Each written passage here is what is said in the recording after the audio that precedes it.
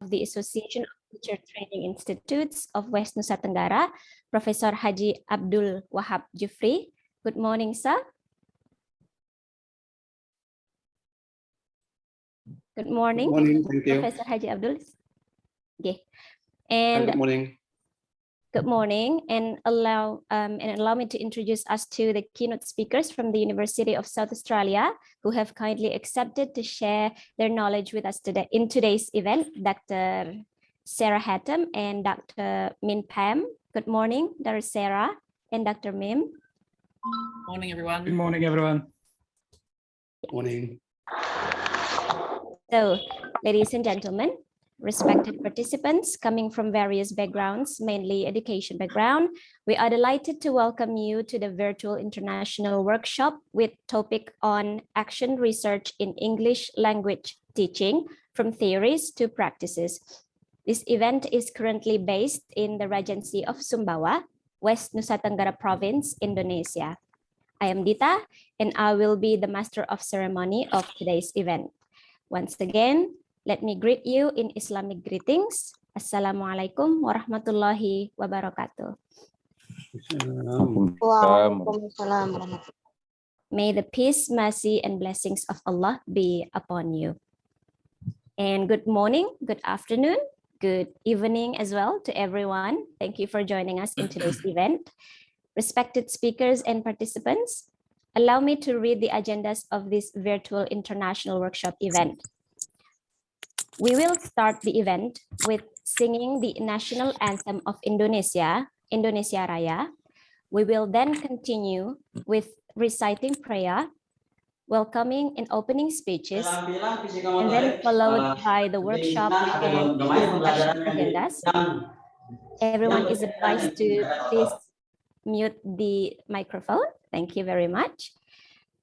Allow me to repeat it once again. We will then continue with reciting prayer, welcoming and opening speeches, and then followed by the workshop and the discussion agenda. And lastly, the closing of the event.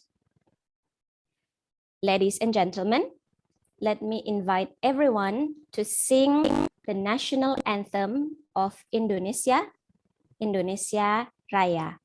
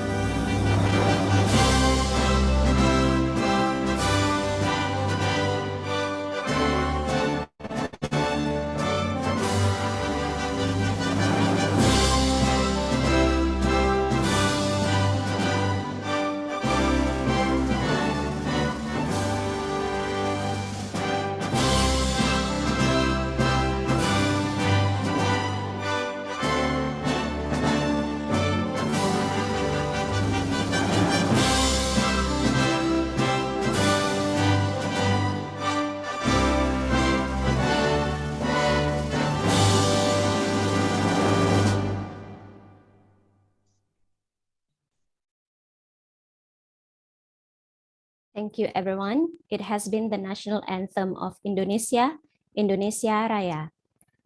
Our next agenda is reciting prayer led by Mr. Solihin from STKIP Paracendekia NW Sumbawa.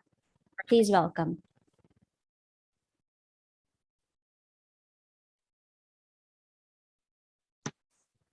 Thank you, Miss Dita, for welcoming me. Good morning, good afternoon, or probably good evening to some of us, because we've come from so many different countries.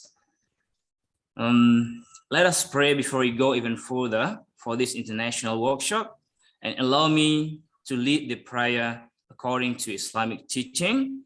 And please, to believers of other religions, you can do it in your preferred ways. Let's start the prayer, everyone. أعوذ بالله من الشيطان الرجيم. بسم الله الرحمن الرحيم. Dear God, we thank you for everything you've given us, including our togetherness today in this international workshop, action research in English language teaching from theories to classroom practices. Thank you for allowing us to meet today to share our knowledge and time with one another. We thank you for all the blessings. Ya Rabbana ya Dhal Jalali wal Ikram. Please extend your divine wisdom to all our speakers today so that they can deliver, discuss, and share everything they know smoothly and meaningfully.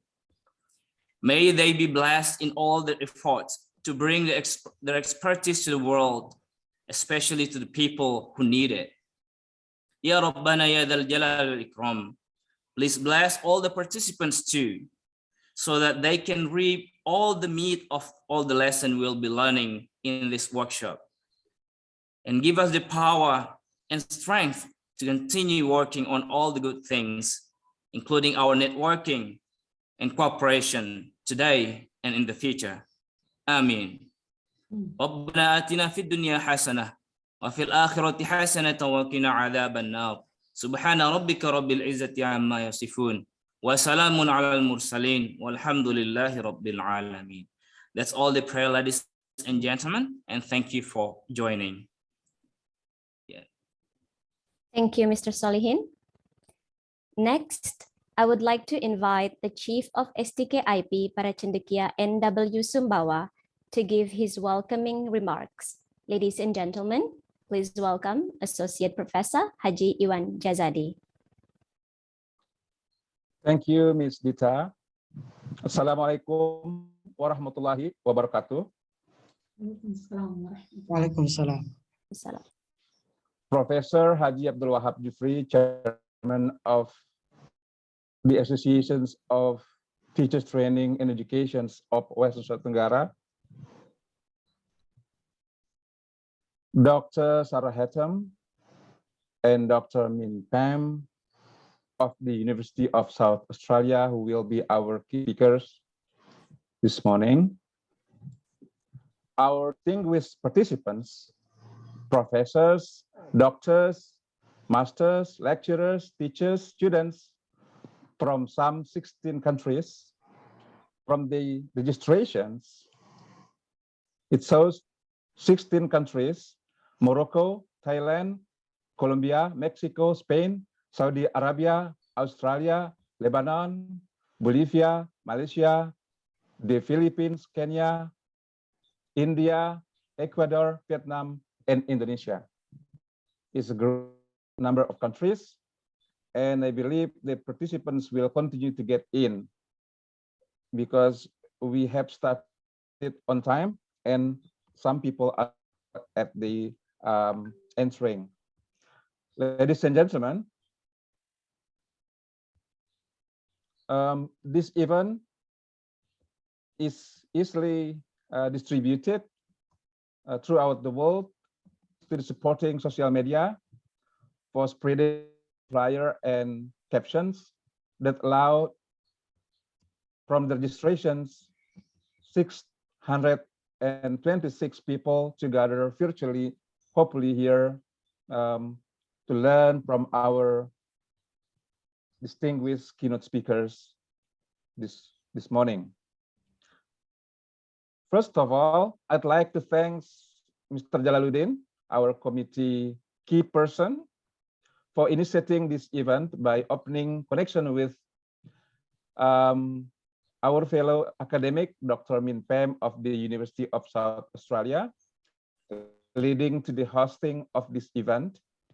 And also I'd like to thank thank the committee members, Miss Elli, Miss Dita, Miss Aris, and Mr. Sun, as our Australia alumni lecturers at our campus, the Advanced School of Teachers Training and Education, STKIP Paracendekia NW Sumbawa, who have worked hard in preparing this event. I also thank Professor Abdul Wahab, Jufri, the chairman of the Associations of Teachers Training and Education Institutes, who also the Dean of Faculty of Education in Mataram University. He will also deliver a speech after me here now, and inshallah he will officially open this workshop.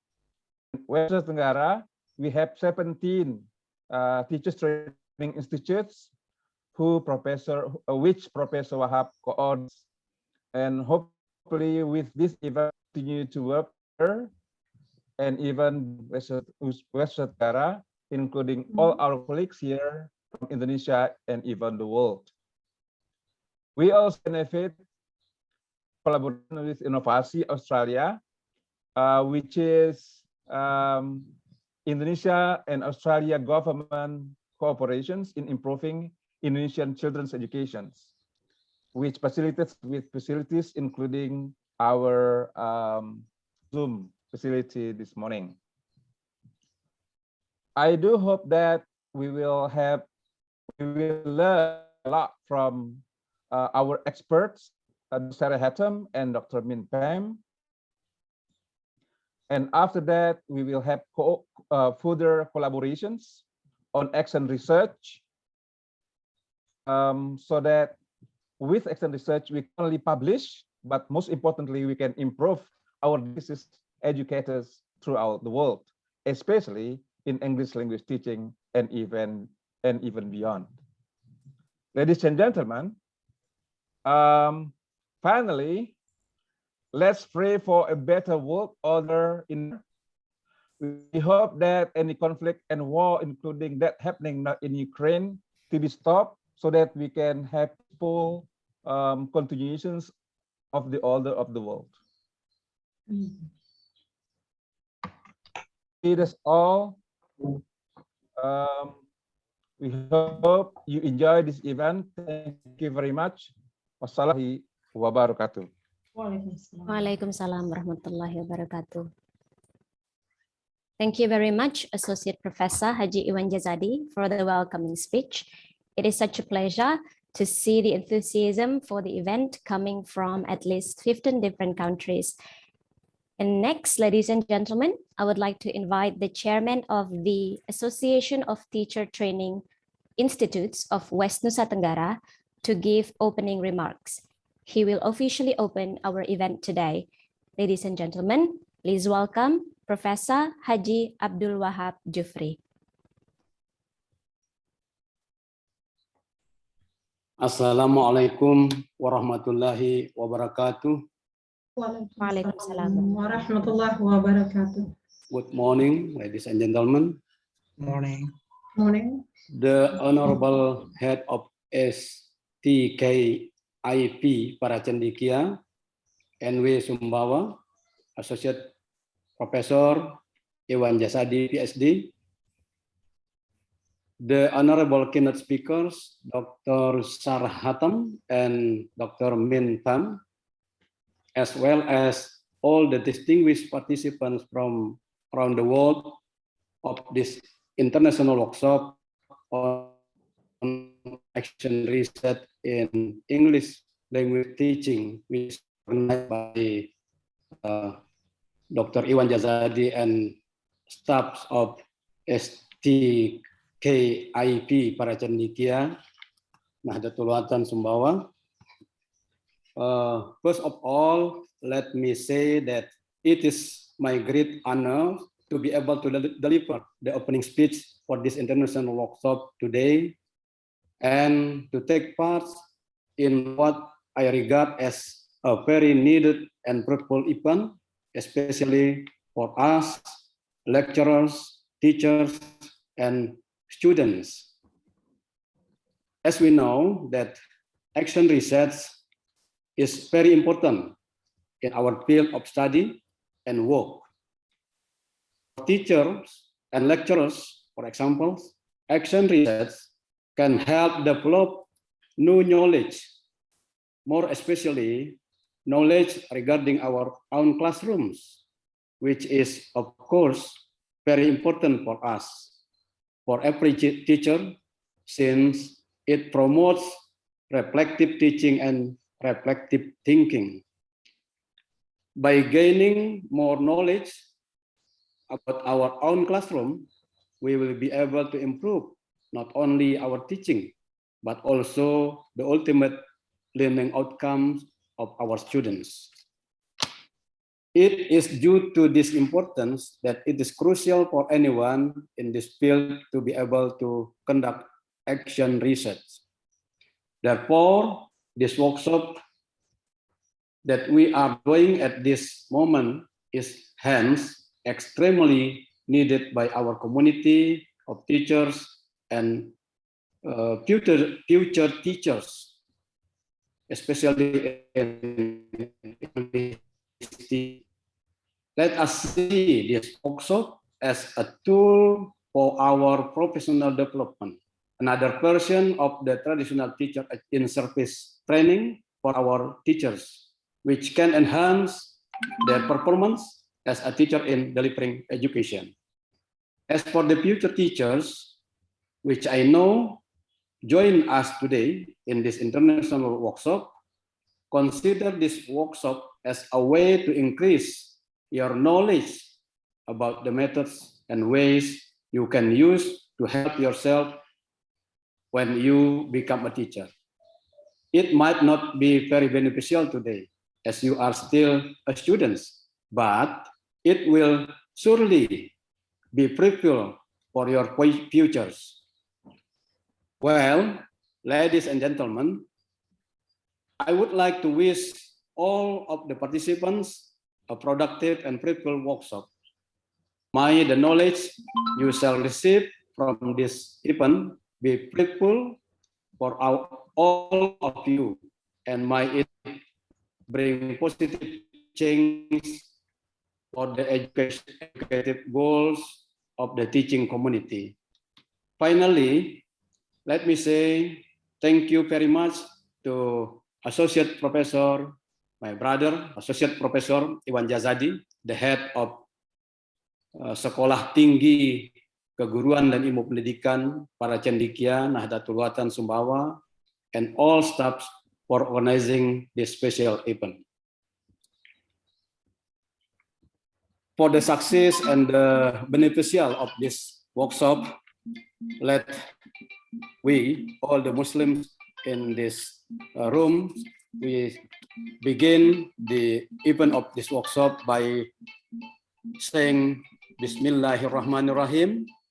Semoga kegiatan workshop ini memberikan manfaat bagi kita semua, bagi STKIP Paracendekia, bagi seluruh LPTK yang ada di NTB, yang bergabung dalam asosiasi LPTK NTB. Semoga kegiatan ini memberikan manfaat bagi kita semua. That's all I can mention. Thank you. Assalamualaikum warahmatullahi wabarakatuh. Waalaikumsalam Everyone. Waalaikumsalam warahmatullahi wabarakatuh. Amin, amin ya rabbal alamin. Thank you very much, Professor Haji Abdul Wahab Jufri, for officially opening the event. We hope that this event can help us improving our practices in teaching English in the classroom. Ladies and gentlemen, moving right along, it is now my pleasure to invite our keynote speakers from the University of South Australia, Dr. Sarah Hattam, Dr. Min Pham, as well as our moderator, Miss Elli Marliana. Before I hand over the agenda to the moderator, allow me to introduce her, Miss Elli Marliana, who will lead us today through the workshop and discussion agenda. Miss Elli Marliana is a lecturer of English Language Education Department of STKIP Paracendekia NW Sumbawa. Thank you very much. Everyone, please be advised to stay muted so that we can hear every speaker's speeches clearly. Thank you. Allow me to continue again. Miss Elli Marliana is a lecturer of English Language Education Department of STKIP Paracendekia NW Sumbawa. She was an awardee of an Australian Government Scholarship Program, Australia Long-Term Awards in 2015. With the support of the scholarship, she studied applied linguistics in the University of Adelaide, South Australia. She graduated with an MA in 2018. She is now a mother of two and passionate in teaching and researching. Ladies and gentlemen, please join me to welcome Miss Elli Marliana, Dr. Sarah Hattam, and Dr. Min Pham. Okay, thank you, Ms. Rita Rizia Utami, for giving me a chance to lead the main session of our event. Bismillahirrahmanirrahim. Assalamualaikum warahmatullahi wabarakatuh. Good morning, good afternoon, or even good night, ladies and gentlemen.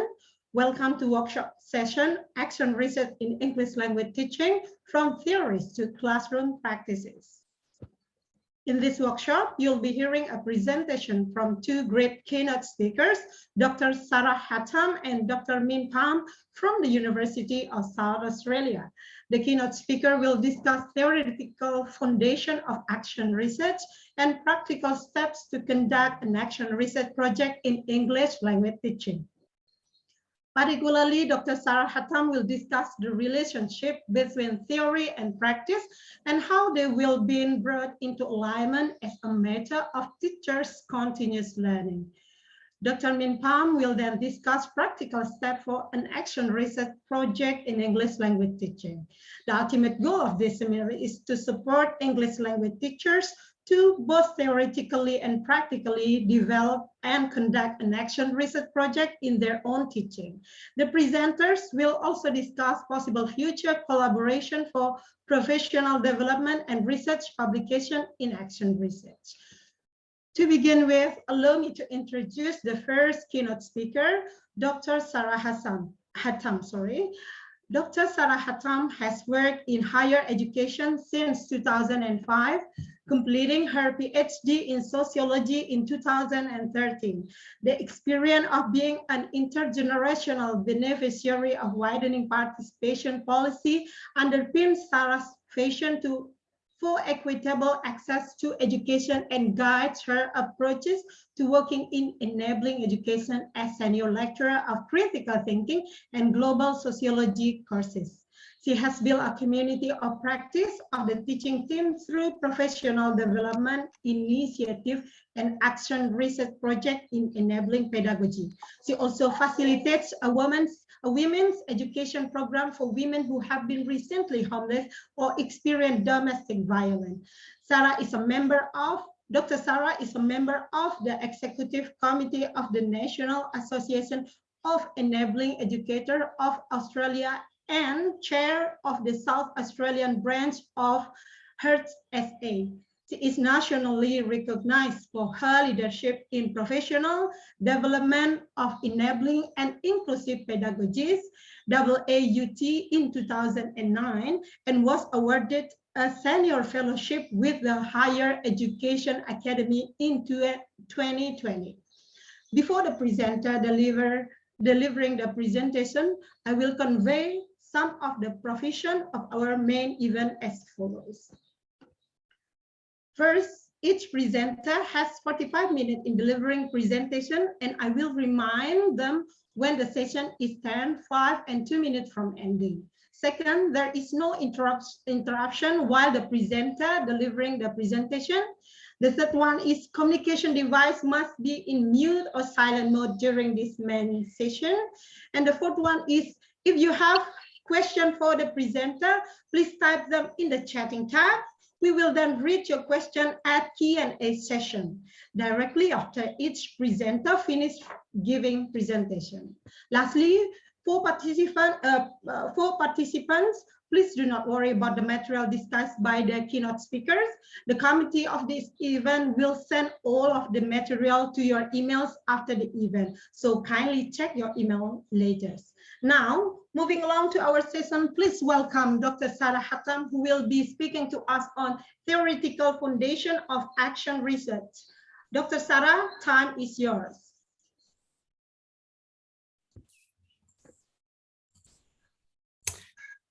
Thank you so much, Elli, for that very warm welcome. And I would also like to say a formal thank you to Professor Iwan Jazadi for the formal invitation to give this keynote presentation today, and also to Professor Wahab Jufri for that introduction as well. And thank you to everybody who has Zoomed in today, and to have participants from 15 countries is just so overwhelming for both Min and I. So thank you so much. And I just want to also say that, you know, we're in very unusual times with COVID, and we're all experiencing this pandemic across our globe. And so, you know, my thoughts are with everybody. Hope everybody is safe. And, you know, we're all committed here as educators to build our knowledge and our practice. And, you know, we've all done our best over this pandemic to still connect with our students and support our students. And it's wonderful to be able to talk to you all today about this action research process that we have conducted collectively at the University of South Australia within our unit. And Min's going to give us a fantastic practical explanation of his particular project in relationship to the English Language Studies course that Min coordinates. What I would like to do is give you some context for our program and our students, because anytime we do engage with action research, you know, understanding our student cohort and our context of teaching is a really important part of that process. So I will just start off with some introductions around that, and then I will talk more about the theory. And so when we're talking about the theory, what we've done within our unit of educators is develop a shared pedagogical approach. And that's drawing on some education theory, particularly critical pedagogy. For people that may be familiar with this as a theoretical approach, or if you're new to it, I will give some details of that. And then I'll go through the action research process that we have used. Action research has been used in education for a very long time, but it has been used across other areas as well, areas for activism, in social work. You know, it is a process that, as Professor Wahab Jufri explained, it really does encourage reflection, and then how we can, you know, perfect or build our practice. So first of all, though, it's important for us within the Australian context to acknowledge the Kaurna, Boandik and Bangala First Nations peoples and their elders past and present, who are the First Nations traditional owners of the land that are now home to the University of South Australia's campuses in Adelaide, Mount Gambier and Whyalla. And so this is the plan, as I've stated. So giving a context, talking about the particular theoretical underpinnings of our teaching practice, of our pedagogies, and then outlining the kind of broad strokes of the action research process that we've adopted. And then we'll have some Q&A, and then Min will give his presentation. So to give some context, and I know that we have some people here who perhaps are teaching in universities or teaching across any of the kind of student life cycle I've got on the screen here. So thinking about how students, let's say, traverse through their education, starting in preschool. So within the Australian context, preschool, otherwise known as kindy, that's another name that we might give to preschool. So students will start in preschool when they're at 4 years of age, and they have 1 year of preschool, and then move into primary school. So that's years reception up to year 6. And then going into secondary school, which is year 7 now to year 12. So Min and I teach in the enabling education space. So you can see that's in between secondary school and university. So we call it enabling education. And you can see there that I've got in the star ATAR. So the ATAR represents, and I've got that on the screen there. So that's the Australian Tertiary Admission Rank. And that's the score that students use to gain a place in a university degree. So we are an alternative pathway for students to take to gain entry into a university degree. So for students who, for whatever reason, throughout their secondary schooling, are not successful in gaining what we call a competitive ATAR, they can come and do 1 year full-time or 2 years part-time with us in our enabling education. Now, because of my sociological background, I've spent 10 years really working out, what is the purpose? What is the function of our program? We're aware that students maybe have had quite a negative experience in high school. They may have had negative experience with teachers. They may have had a learning disability. They've had some kind of complex life that's been an obstacle for them to get a competitive score. So maybe they've dropped out of high school early, or maybe they just haven't been supported in ways that's then led them to complete the secondary years of schooling or high school to gain entry into a university program. So as I've said there, now, as a group, collectively, we see that we operate in a middle space between secondary school and higher education and can act as an intervention or disruptor of educational disadvantage. And so again, in the Australian context, we can see that overall, most people have quite a high standard of living. But that's not to say that all people have access to a tertiary qualification. And sociological research does show that there are trends and patterns for certain groups who do not access university degrees in the same numbers as, let's say, those who are more economically advantaged. And so that has become, and we've determined that's a problem for us that we've identified within the enabling space. And through our teaching and our connection, we can support students to have those opportunities to gain entry into a university degree. And so just to give a definition of enabling programs, so they are defined as programs of instruction that incorporate enabling subjects or modules designed to develop academic skills to facilitate the transition of students into higher level award programs. And really significantly, again, in the Australian context, our federal government has developed a whole raft of what they call widening participation policies. So that is an awareness that there are particular groups from lower socioeconomic backgrounds, so not as economically advantaged, who are not making it through to university. So they have introduced all of these policies, which then has led to increased funding for enabling programs. So within our university, we went from having 300 students all the way up to 1,000 students every year enrolling into our program. But across the country, we now have this growth of the enabling education sector. And even though we are embedded within higher education, so we are a part of the university, we've become to recognise that what we offer students is different to an undergraduate program. Our teaching is different, and that's because of this high representation of students from recognised equity groups. And we do see that our programs can offer a second chance for those who have struggled in other educational systems. So we are part of the University of South Australia. We used to sit on our own as UniSA College. We have in this last restructure of our university been merged with the education program. So that's been really exciting for us to now be part of a bigger unit.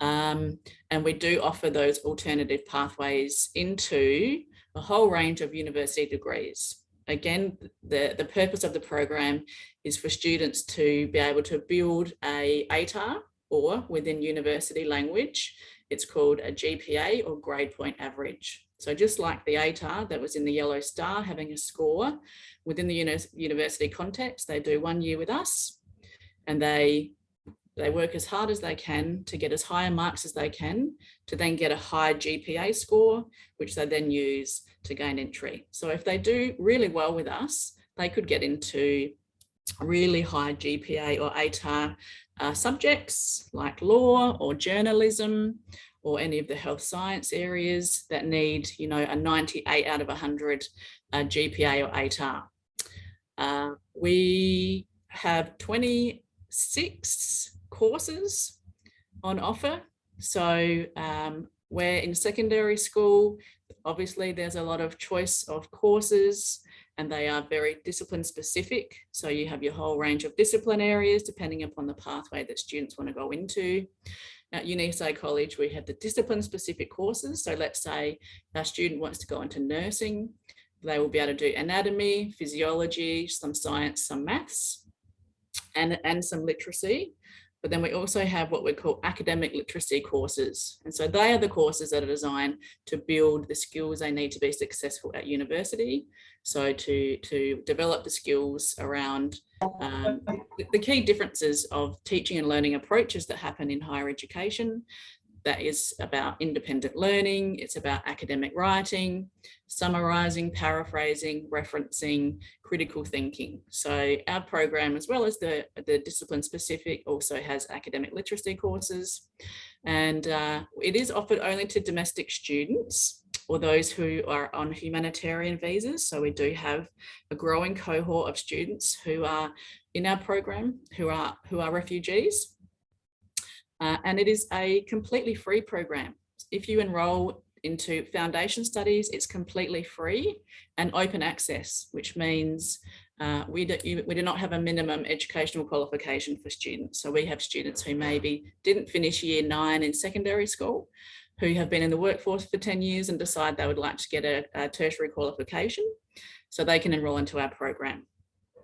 Just also to give some context of South Australia within Australia. So South Australia is more than 7 times the size of England, with only 1.7 million people, of which 1.34 million live in Adelaide, which is our capital. But then we have the regions around Adelaide as well. And our university also services the regions. So we have some smaller campuses in our regional areas. And while our university, so there are 3 universities in South Australia, Adelaide University, UniSA and Flinders, while we're the youngest, our enabling education program delivers to the largest number of South Australian students. And so again, to just give a bit more information about those alternative pathways, we can see there, so you can enroll into foundation studies, which is the free one, the diplomas, which you do pay for.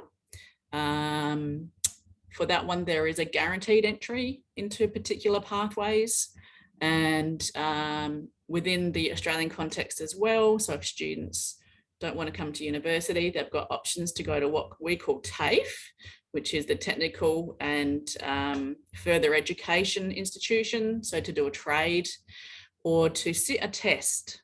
So rather than come through the 1-year program with us, you can do what we call a STAT test, which is a special tertiary admissions test. So they're the different pathways. And, you know, this is why we're very excited about our particular pathway, because it does set students up for success. And it really supports students overcoming perhaps that educational disadvantage. When we talk about equity groups within the Australian context as well, so we're talking about socioeconomic status. So 54% of our students would be aligned with the category of low SES. 9% is ATSI, so that's Aboriginal and Torres Strait Islander. 21% are regional. And, you know, a really good statistic for us in terms of our retention and success of our students is that 96% of those who do finish with us will go on to study at UniSA. Now, that's not to say that we have 96% retention.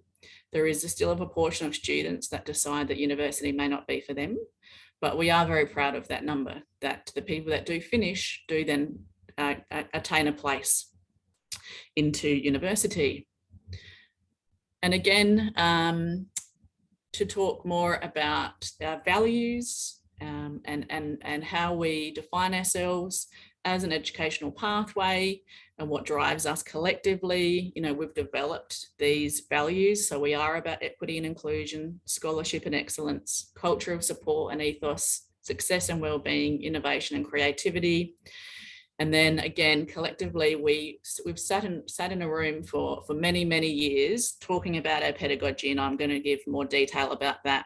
But you can see just some of the key words that define our pedagogy on the screen there. Okay, so having said all of this about acknowledging that we've got this opportunity to welcome and support students who may have experienced educational disadvantage, and we have them for a year, and we want them to be successful. So as part of this action research process, we had to really work out, again, drawing on those education theories, what it is we needed to do in our courses, in our curriculum, in our relationships with the students. And for us, it's about both. So it's a curriculum and a pedagogy problem, because we can say that we can prepare the most innovative curriculum that we've aligned with our course objectives and our learning outcomes, and we think it's engaging. But if we're not actually also addressing the pedagogical relationship and really spending time through this provocation phase of how it is we see our role as educators, we won't get the outcomes that we need for student success. And so I've just got two key Australian scholars here, Garth Boomer and Bob Lingard, who some of you may be familiar with, who have heavily emphasised this focus on pedagogies, and it's through pedagogies that education gets done. Again, pedagogy is one of those key words as well in the education space, and for how we're using it in this presentation today, sometimes it describes a method or the performance or repertoire of the teacher, but it is a highly contested term in the education space, and it's been described as a term that brings together theory and practice and also acknowledges the philosophical, political and historical nature of the educative endeavour. And so for us, it is very much, again, thinking about what our view of our role as an educator is with our student, and then how that informs the relationship building and our approaches to teaching. Okay, so again, to give some context for the theories that Min will talk about in his presentation, for us, we've come up with what is now what we're calling critical, enabling and inclusive pedagogy. And this is how each of us has built our action research projects and how we are now crafting our courses and our curriculum along these particular, let's say, elements of enabling. So we all work towards this. Ultimately, one of the key points on this slide is around really challenging the deficit discourse or the deficit approaches that can be really damaging to the student-teacher relationship and can seep into all elements of our teaching and our relationship with students if we have a kind of deficit view of our students. Okay, so ultimately, that is the driving force of enabling education. But the key parts here are, and I'll talk through these in more length, we set challenging tasks. We focus on the cultural geography of our unit through cultural messages about who belongs. We adopt dialogic and democratic approaches. We promote funds of knowledge approaches. We connect with student life worlds, popular culture and scaffold learning. And we focus on the effective elements of teaching and adopting careful pedagogies to be emotional champions. And so across our action research, we may have picked one or two of these elements to think about how we may create an intervention and then enact a particular element of the enabling pedagogy. And again, Min will give some examples of this. But critical pedagogy obviously is underpins enabling pedagogy. So, we haven't just pulled enabling pedagogy out of the sky as some new education theory or concept.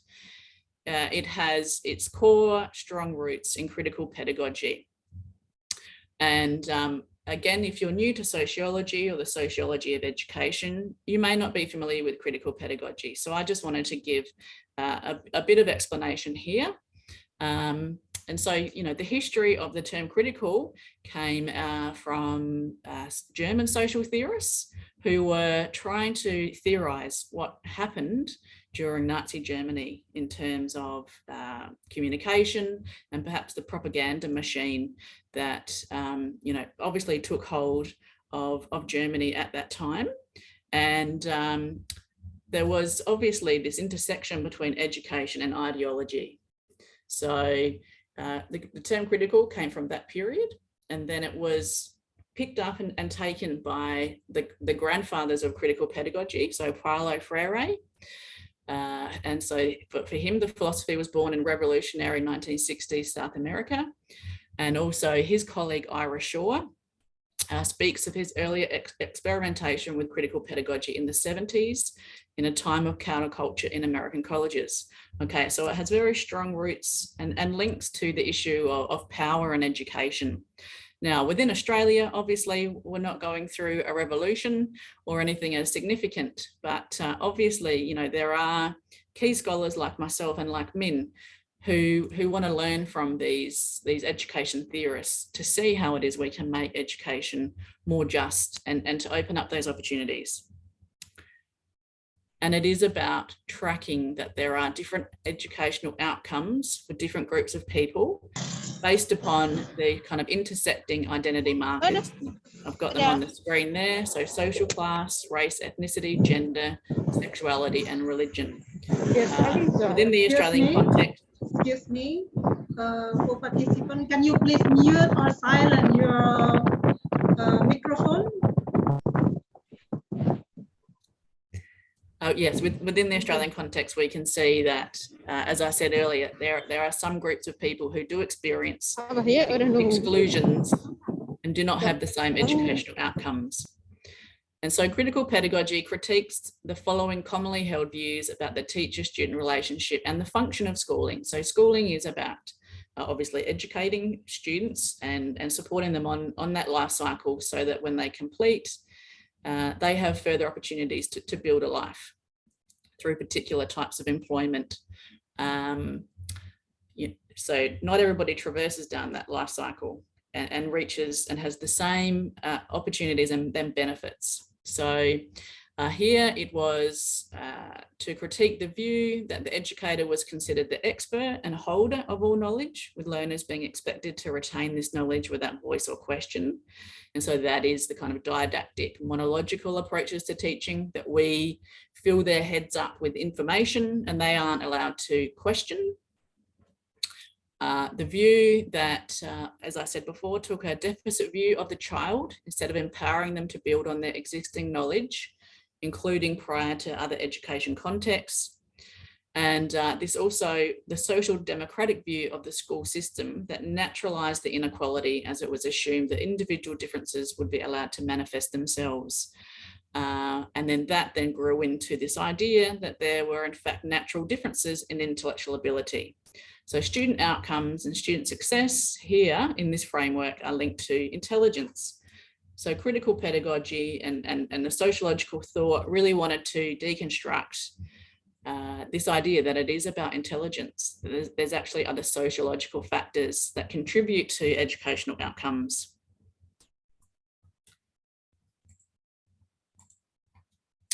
And so two theorists that really, again, are as we say, the godfathers of critical pedagogy. The first one is a French education theorist. His name is Pierre Bourdieu. And so if it's not about intelligence, he said that it is much more about this idea of capital. So students come to their education context with particular types of capital. So we think about capital in the economic sense, but Bourdieu wanted to present that there are other forms of capital which also advantage or disadvantage students in the classroom. So economic, cultural, social, linguistic, educational, and symbolic. And he came up with these two concepts of habitus and cultural capital. And so it was the students who are from the more economically advantaged backgrounds, otherwise known as the middle classes, are the ones that have the cultural capital that they take into their classroom, that then provides them with the opportunities to be successful. And that is the culture of the way the education system has been set up, that educators perhaps will only favour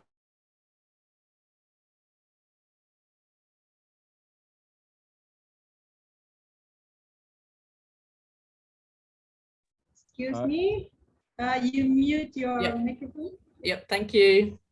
An example of cultural capital can be whether a child is read to by their parents leading up to attending preschool or kindy. So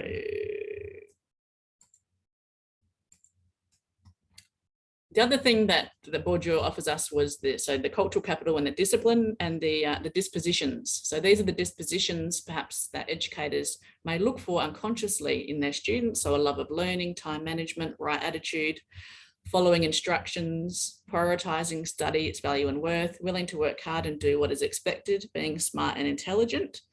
And so if the learner doesn't display these dispositions, it can have an impact on the expectations we have as educators in terms of that relationship that we build with them or not.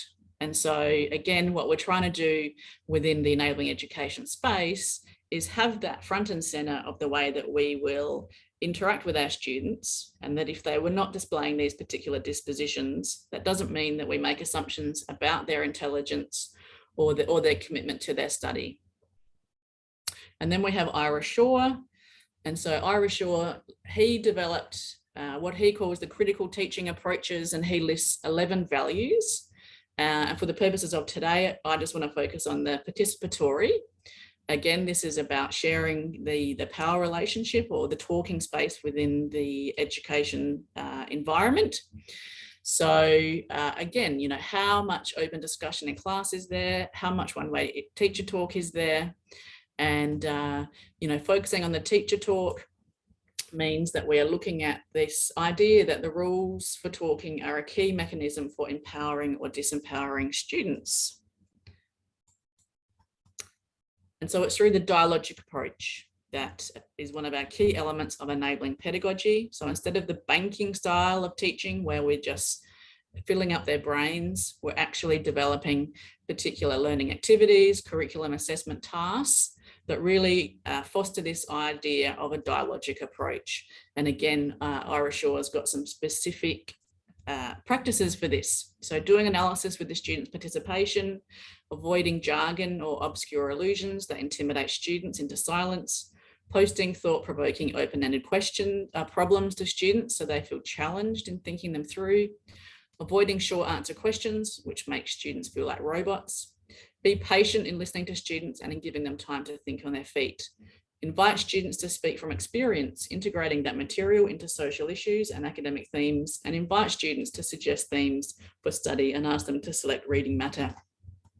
So that is, you know, some really good examples of how perhaps you may foster dialogic approach. And then the other element of the enabling pedagogy is around connecting with student life worlds. And so where Bourdieu focused on this view that students were disadvantaged because they weren't bringing in particular types of capital, particular knowledges, or displaying particular dispositions that was required for their learning environment, Mo, Amanti and Gonzalez suggest, why don't we think about drawing on the own funds of knowledges that students bring with them and utilize those within our teaching environment and build and scaffold the students' learning from those funds of knowledges. So it does provide a more positive and less deficit view of how to engage our students. And then the ethos of care is another central part of our enabling pedagogy. And we can say that the turn to affect, this is Sarah Ahmed, in education has culminated in attention on the feelings of students and educators as central to experiences of education, that we want to actively show we care about our students' well-being, we reach out to our students, and we play the role of the emotional cheerleader. So if they are struggling, we're actually trying to re-engage them back into education. And the last one is the scaffolding and the challenging tasks. And again, this is really important for, again, thinking about our context of trying to re-engage students who maybe have been disadvantaged and may have been streamed or tracked into a lower ability class, which means they come to university already feeling like they lack something to be successful. They lack the intelligence or they lack the skills. And so what we want to do is we want to scaffold the students' learning. So starting in a spot where, you know, the majority of our students will be able to be successful and scaffolding their learning in that way. So in terms of the actual research,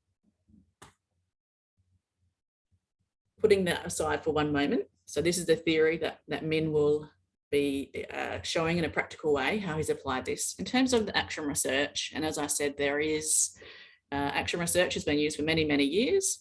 And probably the most popular version of action research is this operational or technical example of action research that may occur in a kind of solitary or isolated environment. And all of us as educators are making changes to our courses or our curriculum on the go. What this process asks us to do is to slow down the process and to do this collectively and as a community. So the first part we do, but there's two other parts of this. With this first part, so we are kind of in this spiral. We're planning, acting, observing or reflecting, or we're describing, informing, confronting and reconstructing, okay? There's many other different spirals or pictures you can find of action research, but this is what we would call the operational or technical element of action research. And we can all do this based upon the feedback we might get from students. For us at UniSA, at the end of every course, they have students have a survey they can fill out where they give feedback of our teaching, of our courses, of our curriculum. We might make changes based upon that. Whereas this process of action research, it does take a whole year. And we do spend quite a bit of time, first of all, diagnosing what the challenge or the issue might be, and then going through this process systematically. So the other two elements are the collaborative element. We are sharing with critical friends and establishing a critical community, which is really important. And then, of course, there's the critical reflection element. And so again, we're asking, in whose interests is our teaching practice and our approaches to education? How did things get to be this way? It examines how people talk about and categorize teaching and students. So again, it's thinking about whether we are taking a deficit view to our students or not. What counts as learning and participation, and of course the structures and organization, how people relate to each other, power and authority. So you can see with this critical reflection element and then combining what I've just been through in regards to the enabling pedagogy and critical pedagogy, this is a really important part of our process that we've adopted. And so our model at UniSA has involved, as I said, a full year iteration of action research. And there are key workshops that are have been facilitated by myself and by my father, Emeritus Professor Robert Hattam. So he has a very long background as an educator in schools and then became an academic. And he conducted action research processes with up to 20 schools in areas of South Australia that are socio-economically disadvantaged. He was very interested in improving student outcomes in those schools. And so we adapted his model. And so we can see here, we go through a provocation phase. I'll go through these in more detail, where we are redesigning our pedagogy, and then we are doing the action research, and then we're reporting on it. And each of these steps is really important to our action research. Some examples of the challenges that we've come up with. So the process starts with us, first of all, identifying a teaching challenge. And we spend quite a bit of time in that space. That's the provocation phase. Because again, we can say, I'm not happy with the rigor of assignments that students are submitting, or why aren't students getting this concept, or why do students seem to lose interest when I talk about this particular topic. We can all be going through these particular ideas and challenges, but for us, it's about picking one challenge, one thing we find personally, individually challenging, and constructing a project around that challenge. And the important part of this, though, is to have a hopeful idea. Because again, as educators, we can get lost in the day-to-day of teaching and troubles with students, and we get lost in the challenges, and then we don't enjoy our job as much as what we can. So the idea is to have a challenge and then connect it up to a hopeful idea. But the hopeful idea is very much connected to how you're going to develop this intervention to produce a more positive outcome. So you're actually going to do something instrumental to then have a more positive outcome. So you can see them on the screen there. I won't read them through, but a lot of them are around student engagement or around concerns about student success, or language proficiency of culturally and linguistically diverse students. Another thing about action research, so what it does, the benefits of it, the function of it, ultimately is focused on improving practice. And if you can do this collectively with your colleagues, you will have again, this amazing experience where just for those periods of time you are sitting in a room talking about your teaching. The role of teacher now is taken up so much by administration, what the other priority areas may be for our school, our university, but just to have that sacred time where you are in a room talking about your teaching and how you want to improve your teaching and the outcomes is so beneficial. And it is, this is research that's owned by you as the teacher or the school more broadly. So if you and your colleagues get together and decide you want to conduct some collaborative action research, you own that research. And what you do with that research. So for us, we've written a book and we've written an edited book. It hasn't been published yet, but we'll be able to share our particular positive student outcomes. But it is research owned by you. It is the systematic examination involving collection and analysis of your evidence and data, and I'll talk through that in a minute. You're producing your own knowledge about what works in your context. So you are becoming the expert of your own teaching context as well. It's collaborative, it's professional community building. You're making the ordinary extraordinary. So again, any of those little challenges that you think are just part of your day-to-day, that's the ordinary. By slowing down and really thinking about that and thinking about how you can enact changes becomes extraordinary. And then the last one, committed to making the situation more just. So again, to really expand on this idea about having a problem or a challenge and then an intervention. So, first of all, we go through that stage of thinking, well, what is going on here?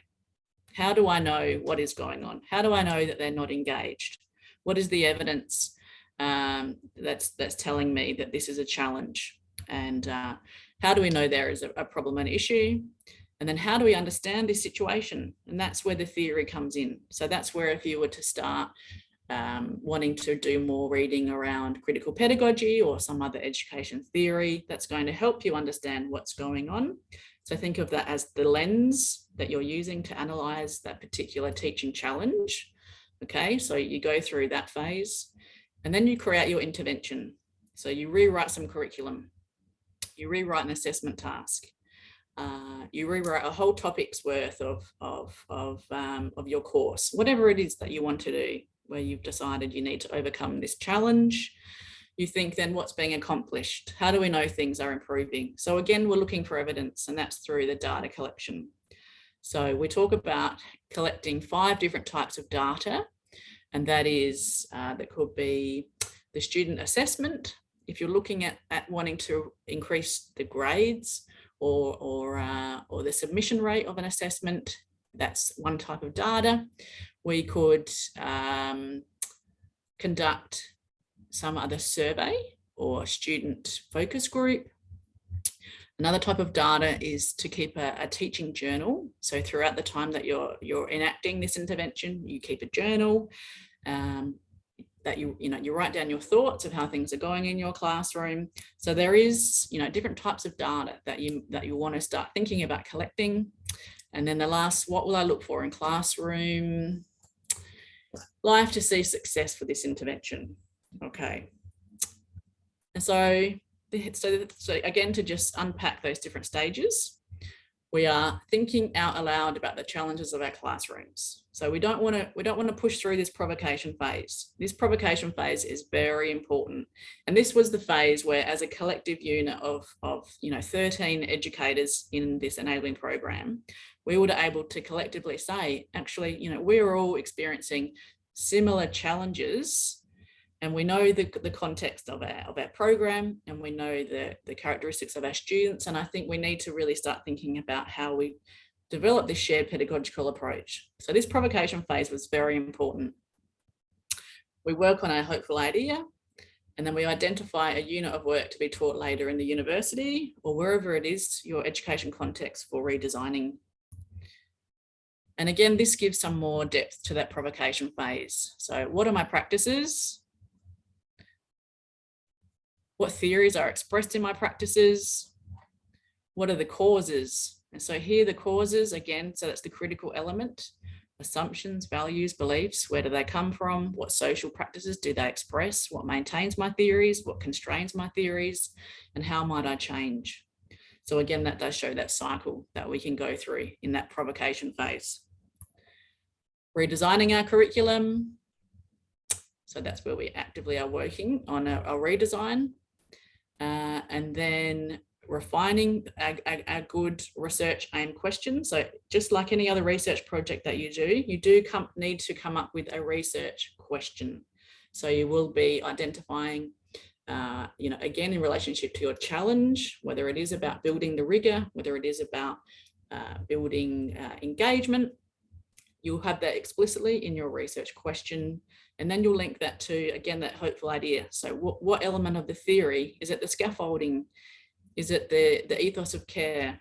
Is it being more dialogic? You will make a connection to the element of your pedagogy in your research question, and then, what outcomes you would like to see. Working out the data that you will collect. So again, keeping the journal, doing a survey. Every action research project is different, so that will vary in terms of the type of data. And then you are doing your research. And again, collectively, this is why it works as a group, that we come back, every month, and we can talk with each other. Okay, this is where I'm at with my action research process, and this is what I've done this week or this month. And that's a very, very exciting part, to be able to share that. And then thinking about presenting your action research. And so at the end of last year, we hosted a symposium. Well, for 3 collective years, we've presented on our action research as a group, but last year was our biggest year within our university that we had a showcase. So we had 23 academics from our unit present on their action research projects. And again, that's a really important part of this process, because again, it gives us an opportunity to talk with our colleagues, but also, the work that goes into preparing your presentation will mean that you'll be almost one step closer to having a publication as well. So that is the process. And as our host Elli said, the PowerPoint will be sent around, so you can have a look at any of my references that I've got here that I've mentioned. So if there are particular education theorists or approaches that you would like to learn more about, they are on there. But I will finish it there. Elli? Yes. Okay, thank you. Thank you. Okay, thank you, Sarah. Actually, this mind workshop has been started earlier, so we have more time for key and answer question. Now, I believe that Dr. Sarah has bring us an insight knowledge about the theoretical foundation of action research, and what Dr. Sarah has just delivered is, I believe, very important to help us when we are doing action research project. Okay, now we are turning into question and answer session, and we have received many questions from the participants. There are many questions sent to Dr. Sarah, and we might not have time to go through each question, even it is there is additional time for answering the question. But in solving the problem, we cannot answer all the questions. We will send the rest of the unanswered question to your email, and we will then forward your answer to the participants' email along with your presentation material. Is that okay, Dr. Sarah? Excellent. Okay. Mr. Jalal, can you please present us the list of questions given to Dr. Sarah? Because we are going to present the question through PowerPoint. Mr. Jalal?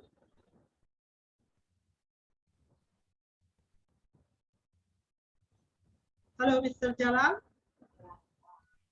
Yeah. Mr. Jalal, can you please present the question? Share the screen, please. Yes, I have already shared the screen. You see it clearly there? Okay, that is the question. Yeah, please. Okay, thank you. Thank you so much for the questions, and excellent questions as well, because as I stated, we are operating in that middle space. So we're not secondary school, but we're also not a bachelor degree. So we actually sit outside what is known as the Australian Qualifications Framework. And the Australians Qualification Framework is a group that will describe and what's the word I'm looking for? It entails, what particular curriculum or learning outcomes are required of a particular education program. So we sit outside of that. So in one way, that's quite good, because that means that we have a lot of freedom within our program. We're not having to answer to a kind of outside group. So what we do is we actually liaise regularly and heavily with the first year coordinators and program directors of our university to ensure that the curriculum and our course offerings are preparing them and connecting them into their bachelor. So where, some programs will still have a prerequisite. So going into particular, let's say STEM or health science pathways, they will say that they need to have a particular type of maths or a particular type of science knowledge. So there is that link. In terms of, so we don't offer, again, that secondary education that you would see in, let's say, year 12, but you would find that there would be some similarities. So again, we're not limited to some constraints based upon as you would in the secondary school and their curriculum. So, and then the curriculum of the enabling makes up, so to expand on that, it is, as I said, so people will do, biology. It might look similar to what you would do perhaps in year 12 or the final year of secondary school, biology. However, we may adapt it because of the kind of consultation that might happen between us and those that teach anatomy or biology in first year. And they may make some adjustments. They'll say, we've noticed the students need some further exploration of a particular topic. Can you please put that in your curriculum? As well as, the social sciences area. So we offer a number of social science subjects that you wouldn't find in our secondary school curriculum, particularly in the way that we teach them. So again, it's about really liaising, consulting, and developing our curriculum in line with what will make them successful in a university degree, particularly that first year. So again, it's about that scaffolding and it's about supporting that transition. So you've got that discipline-specific knowledge according to, whether you're going into the health science area, the science technology area, social science psychology area, building and construction, and engineering, or the arts. We have discipline-specific courses for those pathways. And then we have our academic literacy courses. So we have a course that's called University Studies, and that supports students and teaches them how to write an academic essay. And again, scaffolding is a really big part of the curriculum development. So we start from, how do students research to find academic material, to then how do they extract the key ideas, to then how do they put that into an essay? So how do you build the essay, introduction, main body, conclusion? How do you reference? Then we also have, 3 literacy subjects, and Min will be talking about one of those, but we have, so the English Language Studies course, we have a course that's called Communication for Academic Purposes, and that's a genre writing course. So they learn how to write across the genre, how to use language according to different genres of text and writing. And then we have a critical literacy course. That's one that I coordinate and have written, which first of all encourages them to think about language for persuasive purposes and how we critique the media. And then we move up to peer review of academic articles.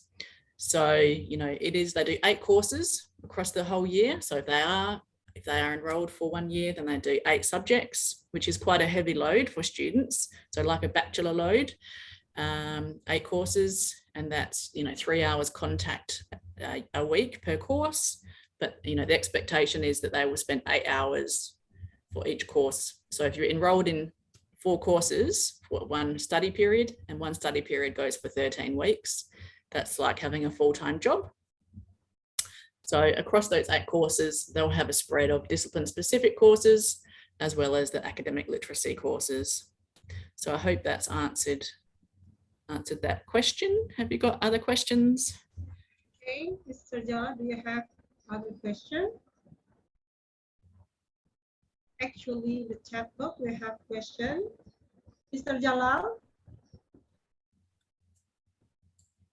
That is the third question. Ms. Elli. Sure. Yeah. Sure.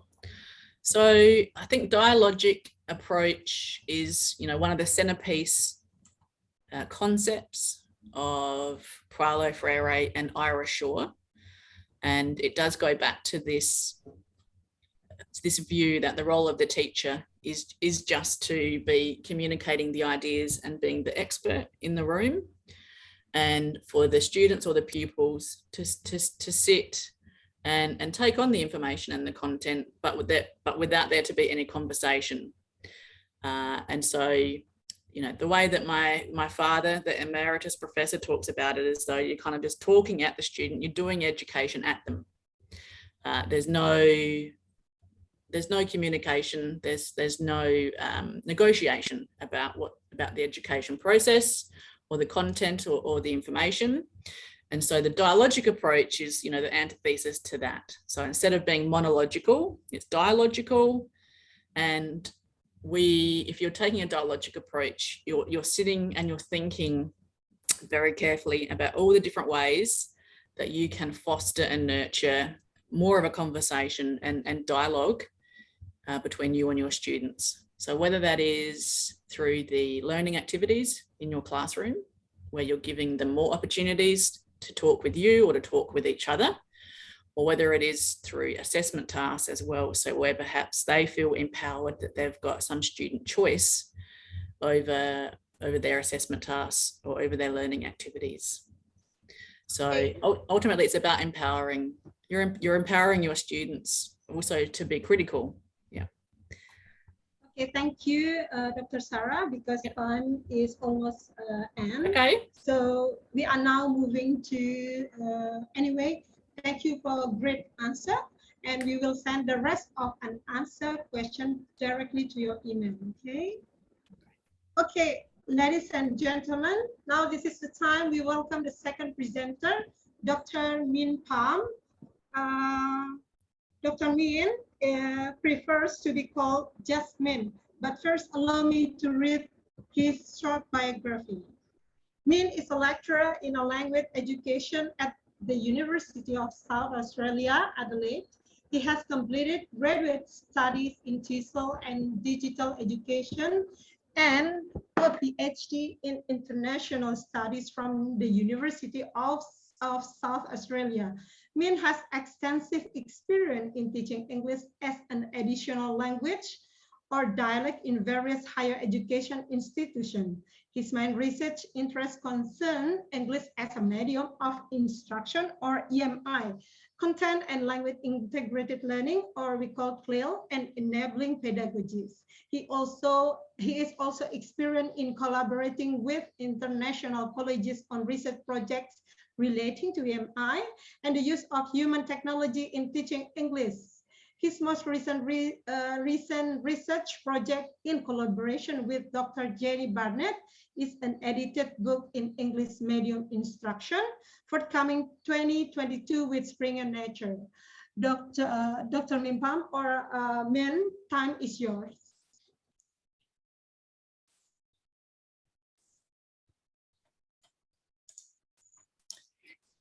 Hello, everyone. Can you hear me okay? Very clear. Okay. Thank you, Elli, for the introduction, and thank you, everyone, for joining us today.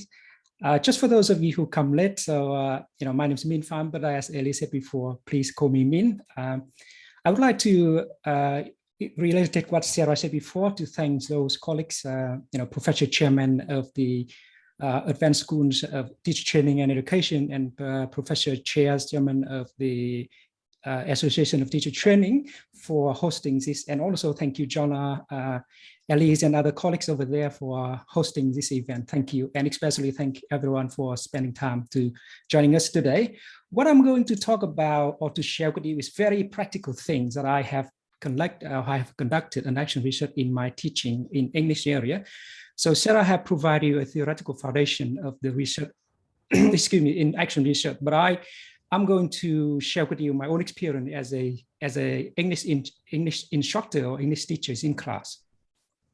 So first of all, I'll talk about the practical steps that I use in conducting an action research. I will share how I conceptualize my action research for conference presentation and publication, and I also have some suggestion to, as a question for you to think about if you are about or you have already conducted the action research in your own teaching.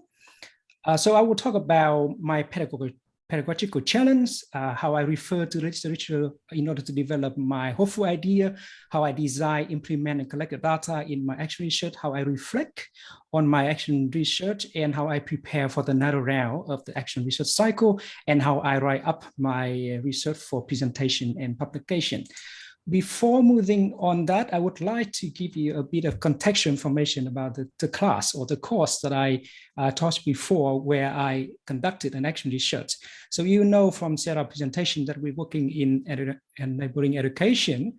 So my class, my English teaching or my English language class running for one semester and it's 13 weeks.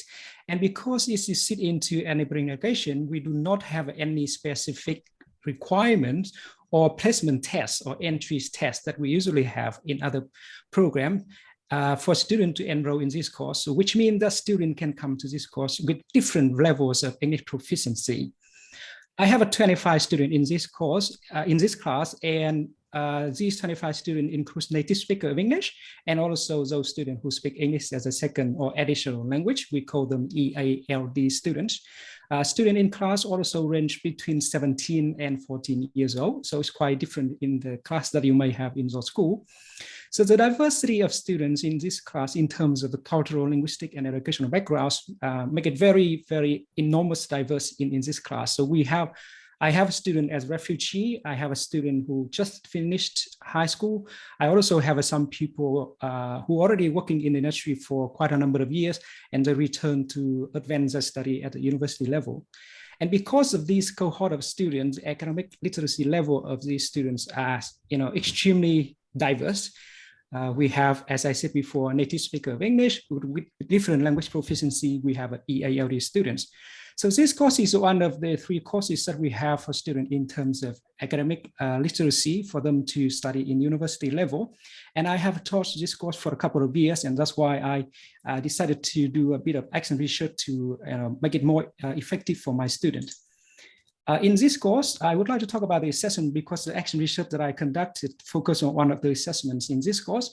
So it's an English course, so you can see that we have quite a number of assessments. We have a weekly grammar quizzes, we have an email etiquette where students using tentative and polite language to communicate in their daily life and professional life in the future. Students also learn how to write argumentative writing, reflective writing, and they also have to do oral presentation.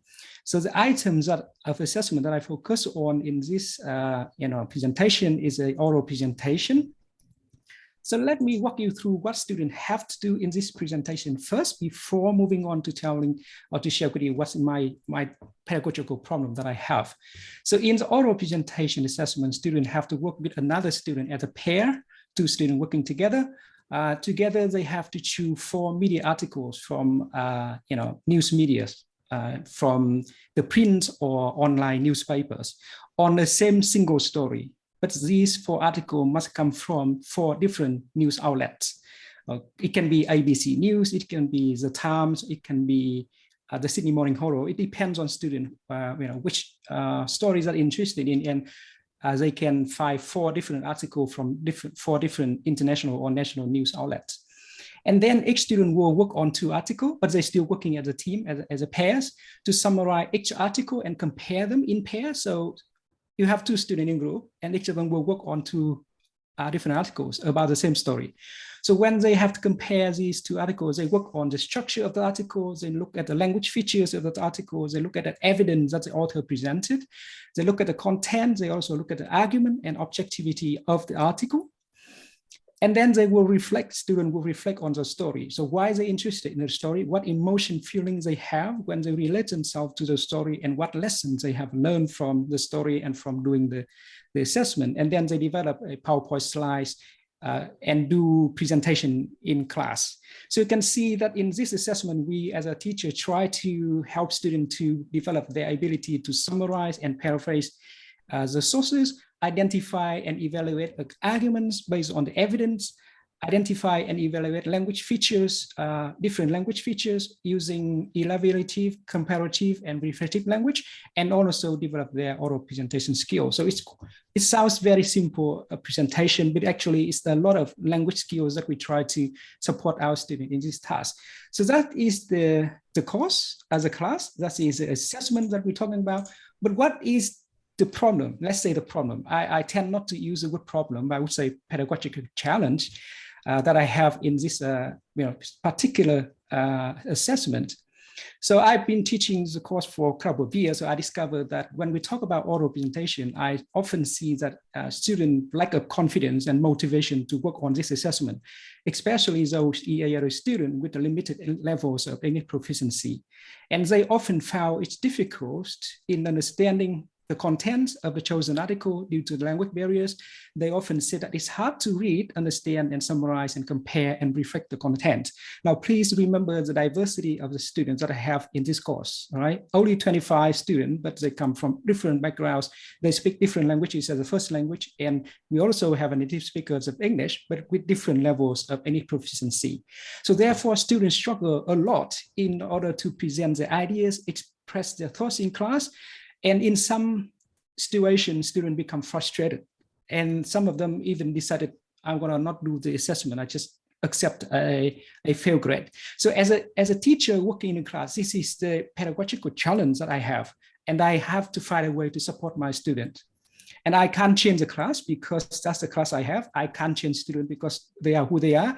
But as a teacher, I think, then what can I do to support my student, given the diversity of students in class that I have?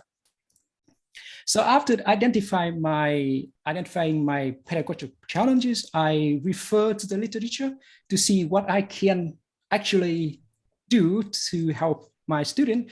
The reasons that I have to refer to the literature, because I want what I'm going to do is research informed and evidence-based practice, right? Because what I'm going to do for my students is very important because it will affect their learning, their attitudes, their affection to the studies and everything, and even their confident about themselves. So therefore, I have to refer to the literature. And as Sarah said before, to see what other people have said about and what other people have been doing about it. So there are two bodies of literature that I have referred to in order to develop my intervention in the hope that I can help students to, to deal with my own, pedagogical challenges in the assessment. The first body of literature that I refer to is Funds of Knowledge, as Sarah already, give you some ideas about this one before. So Funds of Knowledge is respond to the deficit view, when the deficit view sort of blame the victims. Deficit view argue or believes that poor academic performance of students is, primarily because of their socioeconomic, cultural, linguistic, and educational background. So simply put it, they can't do it because they come from, poor family, they come from the families that does not have a tradition in education, they have working parents and things like that. So Funds of Knowledge respond to deficit view and say that they will appreciate what students bring in class and make use of student cultural linguistic repertoires as a resource for learning and teaching in class. And therefore, this is called the strength-based approach. And the other bodies of literature that I refer to in order to think about my intervention is called chance languaging pedagogies. And I'm sure that as an English teacher, many of you are quite familiar with this pedagogy. So when we talk about chance languaging pedagogy, we talk about those students who speak more than one language, bilingual or multilingual. So I have some students who actually speak more than two languages, so they are multilinguals. So when we talk about those people who are bilingual or multilingual, we usually think that they have a different language system in their head, in their brain, right? If I speak two languages, I probably have two different language systems in my head. But chance languaging pedagogy believes that multilinguals develop a single complex language repertoire, a unitary language system as a single identity as a multilingual. It's not two or three separate systems. It is a one single complex but unitary language system. And chance languaging pedagogy also believes that multilinguals can communicate and act only within certain features of their linguistic repertoires. Those that respond to socially named languages. So socially named languages refer to language like English, but when we talk about English, that is a socially named language. But we may have a different variety of English. You would know that English in Britain quite different from English in Australia or in America or in Singapore, especially Mandarin, for instance. We talk about Mandarin, which people in China speak Mandarin, but I think, and it happened in my class before in another course, I have a student come from southern part of China, and I also have another student come from northern part of China. And I say, if you use the language that you use in everyday life, can you talk to each other? And they were happy to practice in class in front of other people, and they talking, what they say is they speaking Mandarin, but they actually can't understand each other. So Mandarin is a socially named language.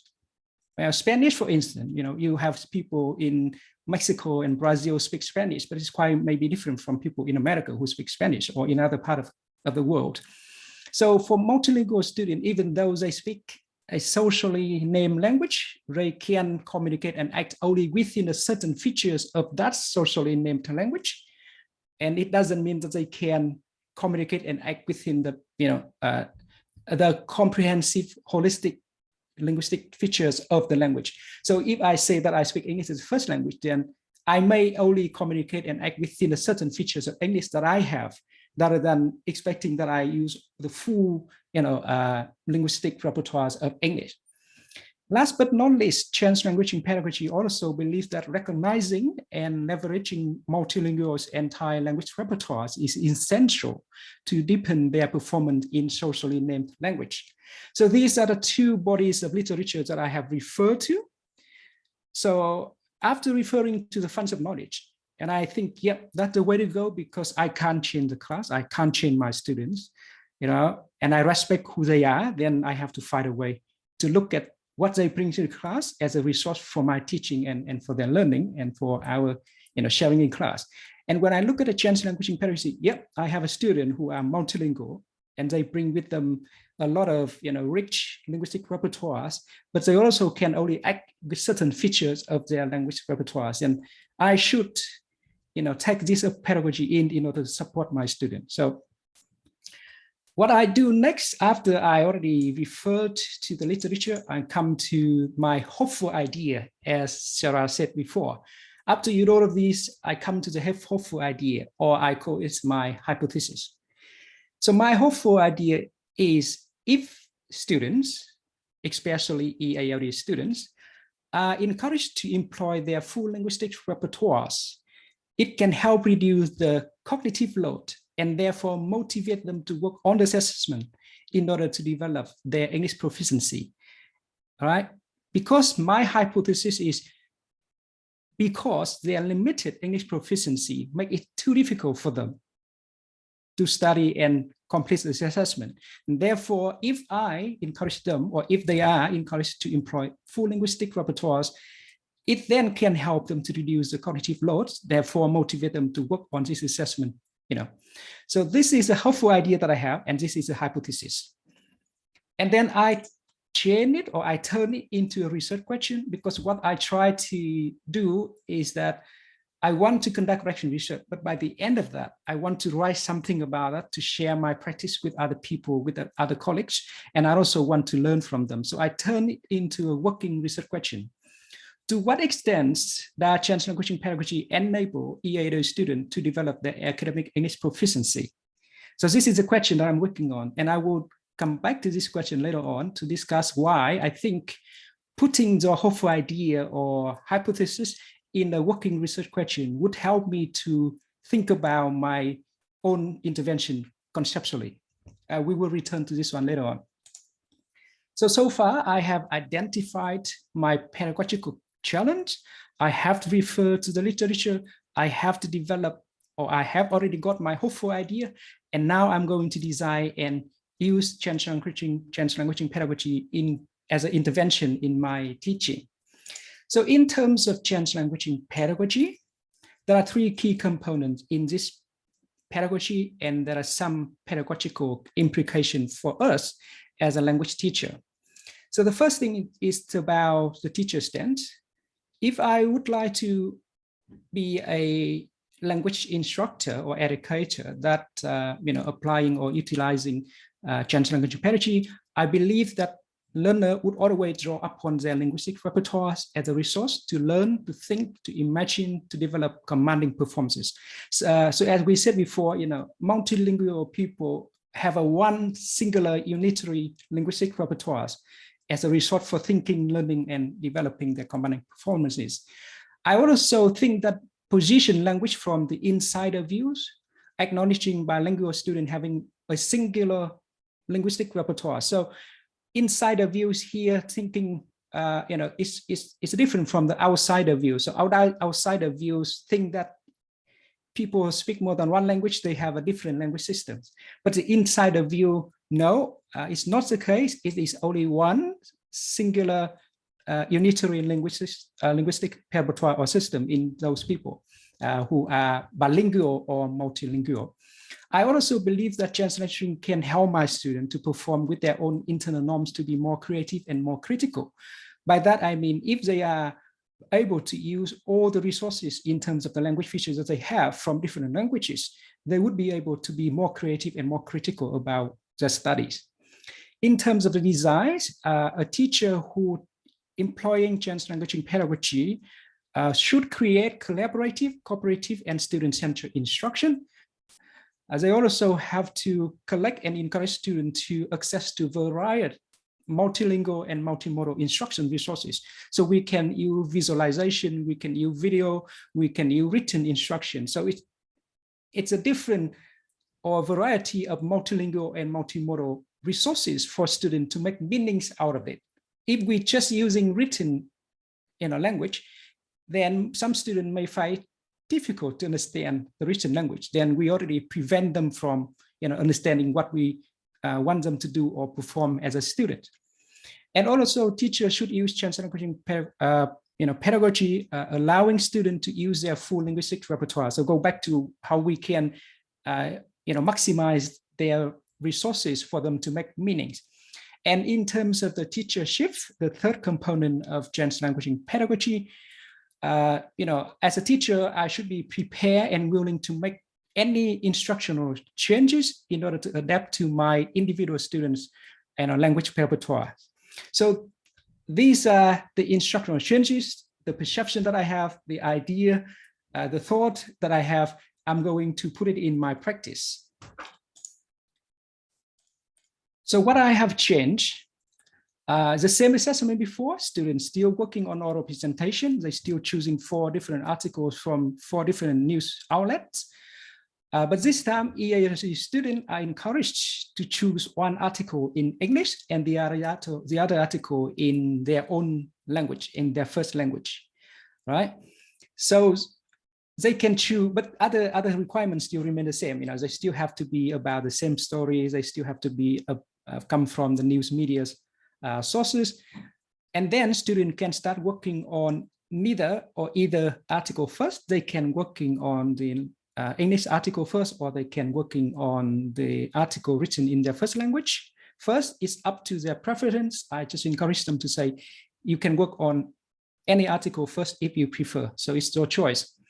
I also encourage my students to work with peers who speak English as a first language, but they can also work with those people who speak another different language as a first language, or if they prefer, they still can work with students who speak the same first language if they want to. But in this class, none of the students choose to work with another partner who speaks the same language.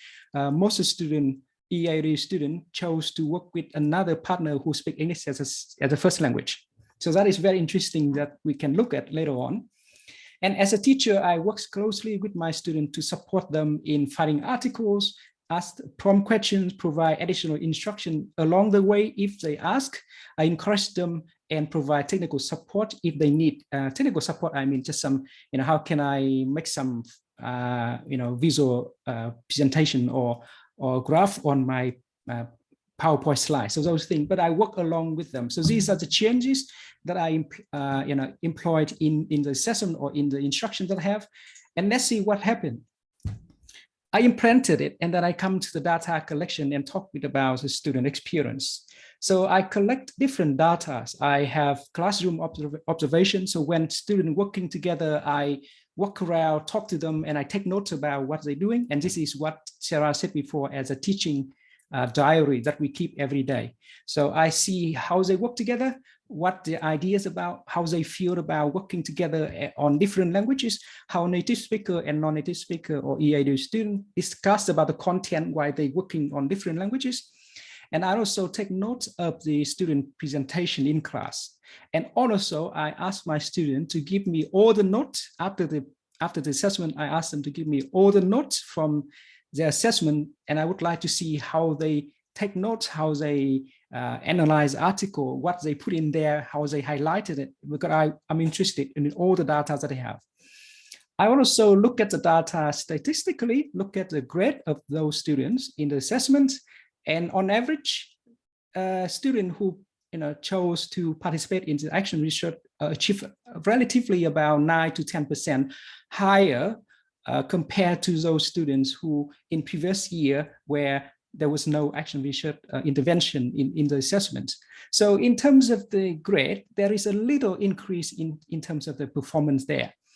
And the notes that I have also recorded, and especially I also conducted follow-up interviews with 5 students who are EAD students, because I would like to know what they think about it and what they feel about and what they, if they have any suggestion about. And I also have the interview with another 3 EAD students, but these 3 students decided not to participate in the action research project that I have. So the reasons that why I conducted with these 3 people, I will discuss with you later on, but there are 5 EAD students who participated in this project. We call them student number 1 up to student number 5. They are male and female, and they speak different languages as a first language. So students speak Indonesian, Vietnamese, Mandarin, Dari, and Pashto. So this is example of the notes that my student give me. So each of them would collect all the notes that they have, and they just simply hand it to me for my reference. And this is the way that student working in class, I walking around and listen to them and take notes for myself and support them along the way. So I would like to share with you about the data that I collected from student interview. And this is something that helped me to think about, my next step. So overall, there are 3 key themes that students have shared with me. The first one, they said that chance languaging pedagogy actually helped them with the very first step in this task, in this assessment. The reason that most of them or all of them said, I would say, is that it helped them to think that what they are going to work on is something that they can do rather than something that is quite challenging and scary. So student number 3 said that, just thinking about 2 articles in English is scary enough, and I just want to leave it there. So if students come in class with very, limited English proficiency, and the teacher asked them to look at 2 probably few pages article in English, then they probably think this is too much, I can't do it, right? And a student from Indonesia say that, after reading an article in Indonesian, I'm sort of knowing what it is about. I move to work on the other article in English. It's easier, I think. So you can see that students think that it's easier if they already, refer to something in their first language first. Student number 2, I think this is a Vietnamese student, and he said that when I finished working on the first article in Vietnamese, I developed some PowerPoint slides for my assessment. I feel so good. I thought I have already got a half of my work done. It's not really a half, but I feel so good, I think, in that way. So it actually is motivated them to feel, yeah, I have got something done, then I can do it. I will move on because I feel good. Student number 5 also shared that it doesn't matter which language information come into his mind. He always thinking in his first language because it's easy for him to think in that way, and he cannot think in English all the time. All right. So this point is very interesting because we talk about a singular, unitary linguistic repertoire of multilingual student before. All right. Outside of you think that if you speak more than 1 language, you probably have more than one separate system of language or language system in your head. But these students say, no, I can't think like that. Whatever come in, I will always refer to whatever language is easy for me. And I can't think in English. So That's the first theme that it comes from my student. And another one is very interesting one here. It's about the ability that students think about themselves or their own intelligence. Student number 4 said that, I feel upset and bad about myself in another class because I could not say what my teacher wanted me to explain. I understood it in my head, but I couldn't speak it out. In this presentation, I know the information, I know some English word about the story, I was able to speak it out. So students actually feel quite upset and sometimes frustrated about themselves if they cannot express themselves in front of class, even though, especially when you know that you know it, but you can't speak it out. So if you just think about a math problem, for instance, mathematical problem, for instance, you probably know how to do it. But if somebody asks you to explain it in a language that you're not very good at, then you probably think, I know it, but I can't express it. So this is exactly what happened to my student, to this student number 4. Student number 2, a Vietnamese background student, also, when I working on this assessment, I come to know that it's just about the language, it's not my intelligence.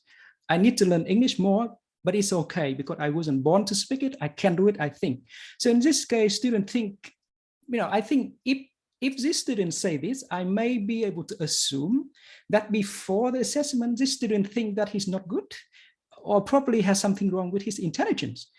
But now he come to the moment and say, no, it's about the language. It's not about my intelligence and I can do it. And it's okay, I can do it. And student number 5 also said that I spend a lot of time working on this assignment, I spend more time than my peer who is a native speaker, but I was able to get it done. And I think my work as good as my partners, and I was happy that I could do it. So you can see in this case, student compare himself, even though he didn't make it explicitly, but in the sense of a teacher, I sort of guessing or assuming that this student say that he compare the time that he spent on assessment compared to his partner who happened to be a native speaker. He compare his assessment or his work with his partner and say, well, I'm not sure if it's good, it's better, but as good as my partner, and I'm happy. So actually they think that they're capable of doing something. And if they say it at this moment, probably before that, they think it's hard, I'm probably not able to do it. Last but not least, this is another theme that comes from my student when we talk with each other in the interviews. I know this when I compare the 2 articles, a Vietnamese student said, the same information was written differently in different language, in Vietnamese and English. Right? A student come from China with a Chinese Mandarin background also said that the same thing can write or can be written differently in different language. And it's great to figure out something like that myself. So students come to the moment, oh, I know that something can be presented differently in different language. Probably her teachers probably told her or shared with her about this before, but this is a moment when students come to know it by herself. And it's such a great moment for students.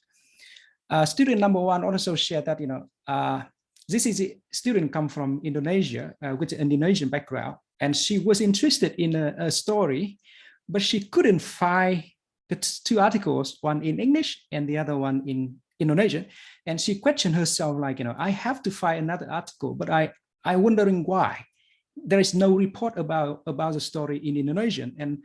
And then she come to the moment to say, I don't know if I should trust all the information in the English article. So actually in this case, students who can speak 2 languages compare the information and become actually question the reliability of the information in the article. And last but not least, student number 5 said that, I can see the writer minds are different. I know that they always have their own things, but I think that if I need to know more about the truth, then I should access information in many different languages. So if I want to know more about the truth, so in this themes, the last theme of the students sharing with me in their interviews, we can see that students actually become more self-aware and question the reliability of the information that they got from the readings. So it's interesting to share with you that, but now bring it back to my question that I had before. My working research question is, to what extent does child language pedagogy enable students to develop their academic English proficiency?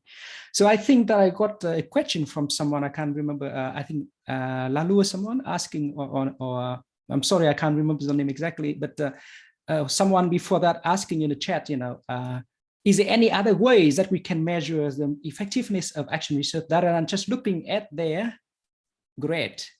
All right, so in this case, you can see that there is some improvement in terms of the grade, but that is not something that really significant. But what students experience and share with me after that is something more significant than just the grade in their assessment.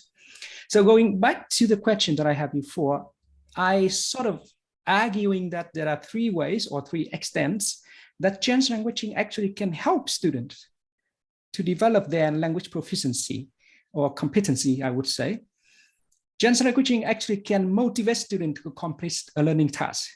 Before, students often feel that it's difficult, it's challenging, I can't do it, and some of them just simply give it up. But when I apply the intervention, then they say, yeah, it's something doable, something I can do it.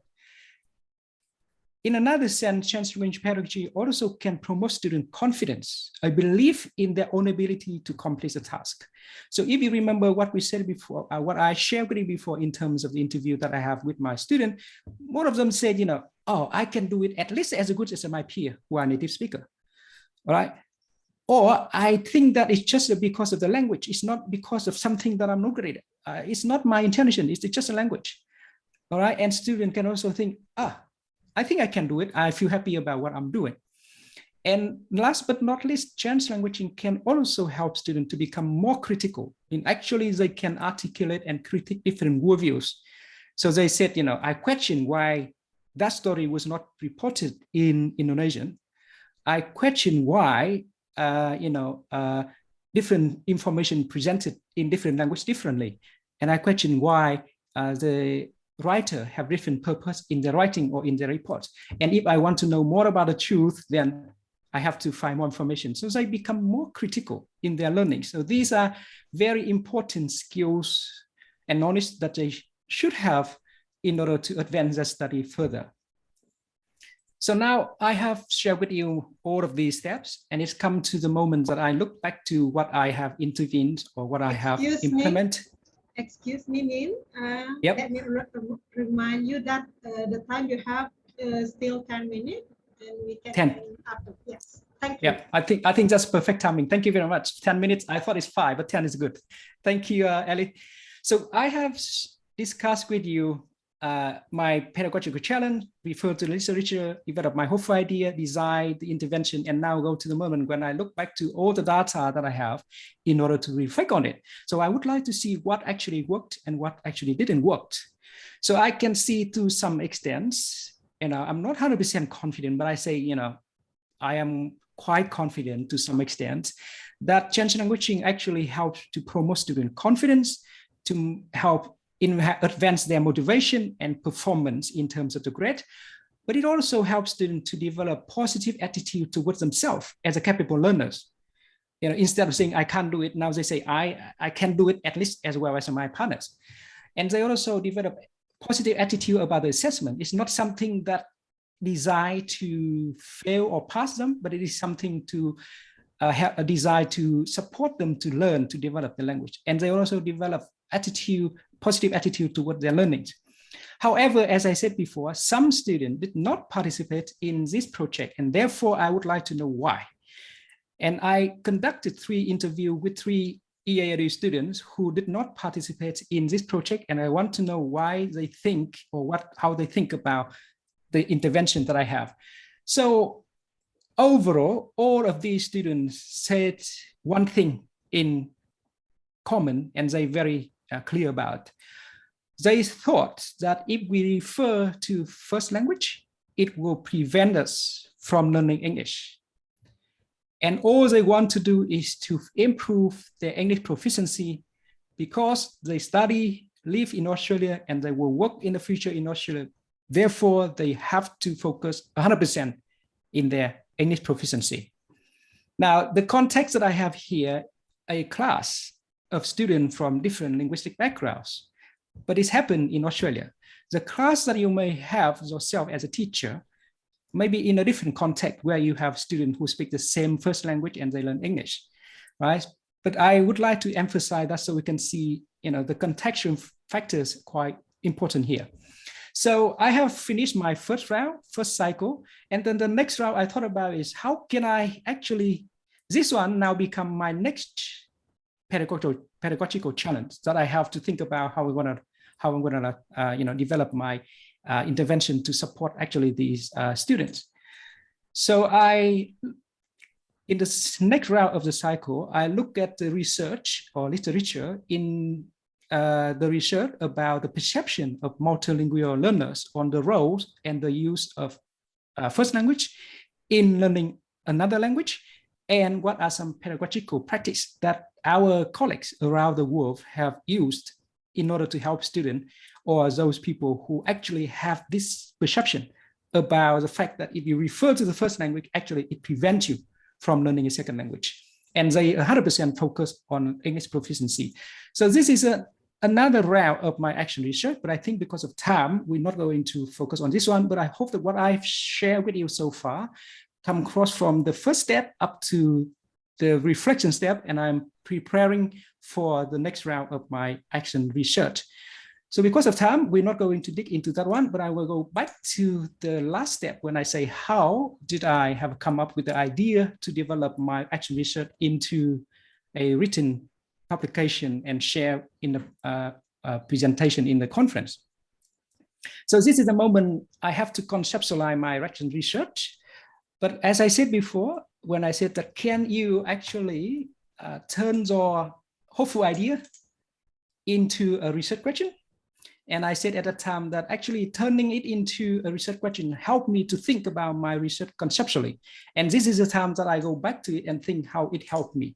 I have two options here. I can go back to translanguaging pedagogy and say that, there are three ways that translanguaging pedagogy actually can help students to learn English. But I also have another option, and I want to look at this one further in enabling education, as Sarah said before, because we're working as a team.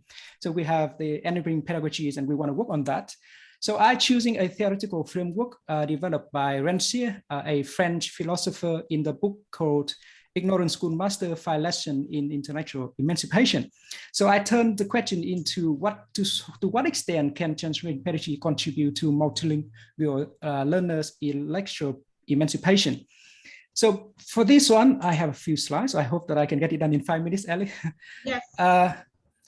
This is a framework, and I know that Sarah already shared with you about the critical pedagogy. So I would like to put it in the comparison like this so that you can have the idea of what I mean when I talk about equality of intelligence, according to Jacques Rancière, a French philosopher. Critical pedagogy thinks that education is a practical system that favors some and disfavor or disempowers others. So if we think about education, private school, for instance, not many students can afford to go into the private school. So actually in that case, school as education already favors some and disempower others. Kids come from rich family can go into private schools, they can get good education, they get good qualifications, they get good job, they get good income. Others cannot do that. So that is why critical pedagogy think that education is a practical system that favors some and disfavor other or disempowers other. Therefore, in order to go to work toward a just society, we should do what we call liberatory education. And that's where critical pedagogy coming in, as Sarah already said, shared with you before. Therefore, as an educator, we should work with the oppressed, those people who disempowered by the education, to transform the world or transform the reality. So that's the way the critical thinking think about emancipation or transformation of the reality in order to have what we call the just society. But Rancière have different ideas. Rancière argued that education is a social institution, therefore it is unjust by nature. So if we look back to the idea of education as a political system, then we would say, yeah, actually it favors some and disfavors some other, it disempowers some other student or other people. Then, in nature, education is unjust. And Rancière also argued that education is never neutral because of the connection between education and politics, right? So education, education definitely have a very close connection with politics because of the policy, because of the curriculum, because of the fundings, all of these. So we can see the connection between education and politics, and therefore it's never neutral. And therefore, Rancière come to the idea of equality of intelligence as a starting point, because he said that a man can only emancipate a man, not someone else emancipate a man. A man must emancipate a man. And the reason is because he said that as a teacher, we're not going to explain things to students, but we have to find the ways that students using their own intelligence to do their own things, to do their own studies. So he said that the centrality of education is to reveal an intelligence, we can understand it as a student, of what it can do when it consider itself equal to any others and consider any others equal to itself. And this is the foundation for intellectual emancipation. Because Rancière argue or believe that what makes people think, what makes common people think they are stupid is not lack of instruction, but the belief in the inferiority of their own intelligence. So it's not about lack of instruction, but actually in the belief that I am not good as other people. So therefore, in order to, for us as a teacher to help our student, we need to focus on equality of intelligence as a starting point, because when we, as a teacher, think that we have to explain something for our student to understand, the moment we say or we think that we have to explain something for our student, the moment we think that our student cannot understand by themselves. Because the moment we're doing that, we actually divide our words into knowing minds, ignorant minds, ripe minds, immature minds, the capable, the incapable, the intelligent, and the stupid, right? So that is a framework. We can talk about this one, and I strongly encourage or recommend the book that if you want to look at the book, I think it's put in a reference later on if you want to find out more about this one. But I would like to focus on this one and go back to my literature or my data, my action research data to see. Excuse me, Min, yeah. 1 minute left. Yep. So I argue in here that there are 3 ways that transformation pedagogy can actually help to emancipate, student intellectually. So I'm going to send out this slide, but the last thing that I would like to have here is some questions that I suggest here if you are thinking about doing your action research. What is your pedagogical challenge? It can be something to do with student motivation, can be something to do with assessment, their learning, what the literature tells us about your challenge. So we have to make sure that we refer to literature, the theories and practice, and what is your hopeful idea to actually resolve your pedagogical problem, and we need to base our practice on research and evidence. Can you turn your idea or hopeful idea into a working research question? How can you develop the plan, and how are you going to implement? And this one will help you to think about what kind of data you are going to collect. And next, think about how can you look at the data from different perspectives, theoretical perspectives, so that you can share the data. One more thing I would say before I stop here is, as a language teacher, we often look at the TESOL area as a way that we publish our research, but I would strongly suggest that we look beyond. Now, it's good to focus on TESOL, but it's even better if we look beyond the TESOL area to contribute our practice into the education area, because what we're doing at English literature is so fantastic and it's very important. So those two, I think, will send the slides out, but I thank you again for giving me this opportunity to share my practice. It's just experience sharing, and I'm happy to take on any question or comments or suggestions that you may have. And I also would like to follow up the discussion with you later on if you are interested, and this is my email, then we will keep contact. Thank you, everyone, and thank you, Elli, for giving me in time. Okay. I will stop my sharing now, I think. Okay. Thank you very much, Min, for sharing us very valuable insight about the practical steps for an action research project. The steps are very systematically and easily understood, I think. Before we continue, previously I focused on one of your slides, which is about the student voice. Min, they share their experience, and once I read that one, I remember the time where I studied English for my master's degree, and I totally, when I study English, especially in writing, I totally put aside my own language, which is Sumbawanese and also Indonesian. I put aside because once I include my own language in while I'm learning, it affects the way I produce my writing. Is that happen to you also, Min?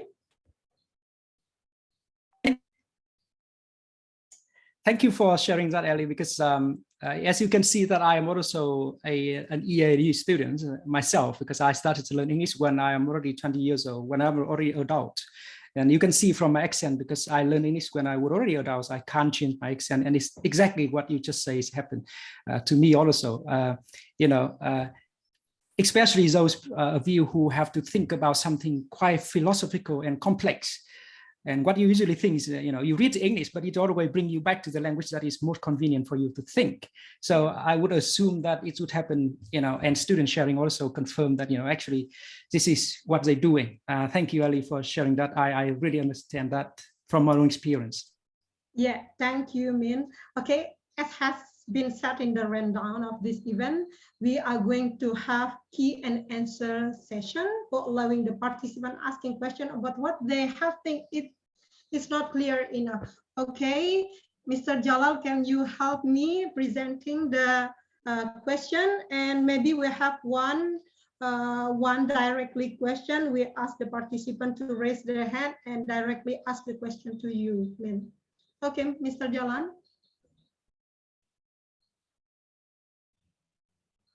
Hello, Mr. Jalal. Okay, this is the question, Min. How to measure whether the action research is valid or other than seeing the improvement of student, for examples? Yep, I can see those two questions, so I just address one by one to save our time. How to measure action research is valid now? Valid or not is a different from effective or not.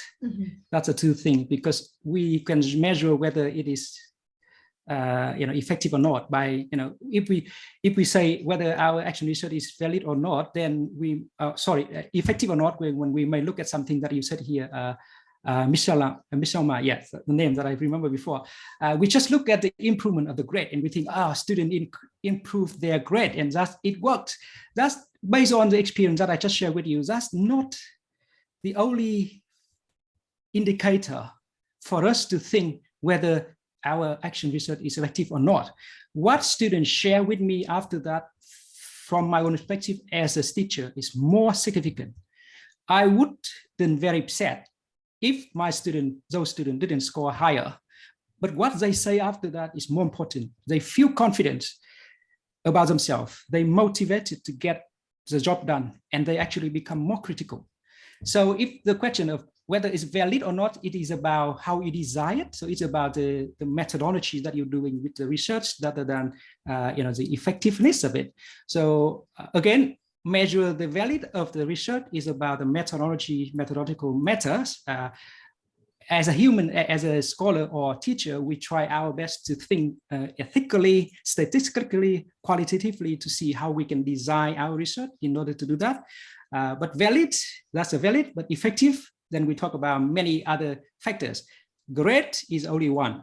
Experience from students, their attitudes toward learnings, their attitude about themselves is also something that we have to think about as a indicator of effectiveness of our action research. If you remember what Sarah shared with you before, actually, we as a group identify quite a number of pedagogical challenges, but most of them actually not about the ability of students to do the job, but it's about the engagement, the attitude, the affection that they have for their learning. The second question here is how does Chinese language pedagogy utilize a student repertoire if they speak third language? I think this is very interesting question also. And I said before, I remember that I have a student in class who actually speak more than 2 languages. Student number 5 in the interview actually speak 4 languages, and he was confident to say that he speak any 3 languages, fluently, and he learned English as another one. So if we go back to the ideas from Chinese language pedagogy and from student comments that I had before, we think that even they speak 1, 2, 3 languages, it's just a source of information for themselves. But when it came into themselves as a bilingual, it become one singular your literary linguistic repertoires. So if you speak different languages, and teacher may use different sources of information to provide students and encourage them, but what they think, they process in their head cognitively would be the same as anyone who speaks 1 or 2 or 3 languages. In Indonesia, sometimes we have our local language is the first language, and then you have another language as a national language, and also second language. I think I can understand the complexities of that. And if you think about the class that I have before, I have 25 students speak properly 20 different languages, then it still works in the same way. All right. And if you want to trial the action research, you probably ask students to rank which language you would most confident with, and then go from there. But I would personally think that it still works in the same way as singular linguistic repertoires for students. Jaya, could you move on, please? Mr. Jala, is there more question? Yeah, in practical step of action research cycle, there are 3 cycles. Should we implement 3, stop at 2? What the base for 2 or 3? Thank you for the question.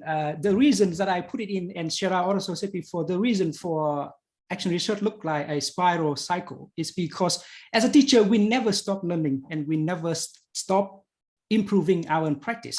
And that's why you're not going to say, I have done action research, it works beautifully, and I will stop. So 1 cycle, 2 cycle, 3 cycle, we as a teacher, a whole life we took working as an educator, we will continue doing this spiral. Something worked for those students in current class, it may not work for those students in next class when you have a different student coming in. So usually when you think you have enough data, that's the moment you would think, how can I write up my research and share my research in the presentation on a conference, or I'm going to write an article or book chapters like what we have done in our university here, as Shara shared with you before. So again, 2 cycle, 3 cycle, it is a lifelong learning process for learners. But when you should stop, when you reflect, move on, and then you think that you have something to share with your colleagues in the area, then you can develop a presentation, or you can write a paper for publication. So again, we never stop doing that, and that's why it's spiral cycle. A lot of action research in Indonesia focuses on whether there is an increase in student marks. Yeah, I understand mark here as a grade from cycle 1 to cycle 2, and therefore lack or even missing the process of action in analysis. I would say I can understand the question, the comments that you have, because when teacher, most of the time we just, because we're working in school, right? And if we have a class, and if student in our class took an exam and they didn't score very well in the exam, then it becomes something, it's our problem as a teacher. Right. So, and our boss, our principals, our colleagues will look at it and say, you're teaching a class of 60, 50 students, but they, 50% of them fail the exam, for instance. That becomes something that we, have to take in as ourselves as a reflective educator. But I think to some extent that's not fair. And in action research, we don't only focus on the grade, because what is important, and sometimes even more important, is the experience, the learning experience that students have. Those students cognitively can take the exam and pass it, but they develop a negative attitude toward learnings. And they look at learning as something suffering rather than enjoying. Then what is the point of education is that, right? So we have to think about, it's just only one thing, but I think in the process, we should collect all the data that we can have. If I just look at my action research in terms of the grade, I would say, haha, all of my students increased 9%. I'm happy. But if I didn't follow up the interview and look at that note, I wouldn't understand how they experience it. If they just study hard to get 9%, and then it makes me happy as a teacher, but how's the experience that my students have gone through? That is also important. And they may, if they are confident about themselves, they motivated about learning, they would say, yep, I can do it. And I'm going to do my university study. I will go to undergrad. I will go to the master. I will do my PhD. But students can score 10% higher, but they just say, I hate study. I'm going to drop out. Then that is a problem. So we look at different things. And in one cycle, you may not get what you planned, and it didn't work. it didn't work all the time, so that is normal, but it's a comprehensive, holistic approach to reflective learning and teaching. Okay. Any other question, Jana? Okay, Min, I think the time is up. Okay. Okay, thank you very much, Dr. Sarah Hattam and Dr. Min Pham for addressing this interesting topic. Since time allocated for this course session has finished, I hand this event back to our Master of Ceremony, Ms. Dita Reskia Utami. Please, Ms. Dita, time is yours.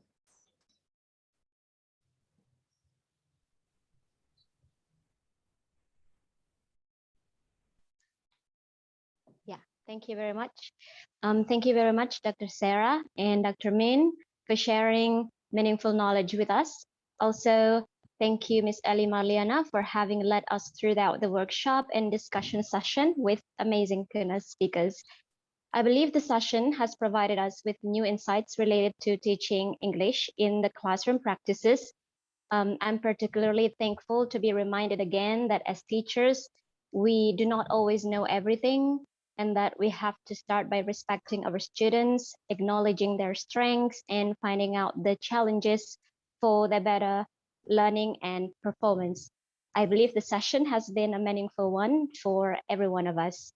And we would love to have some of the participants' thoughts as well regarding the agenda in the attendance and feedback form that has been shared on the chat tab. Please take a look. I believe the announcement has been posted from several minutes ago, I believe, by the committee.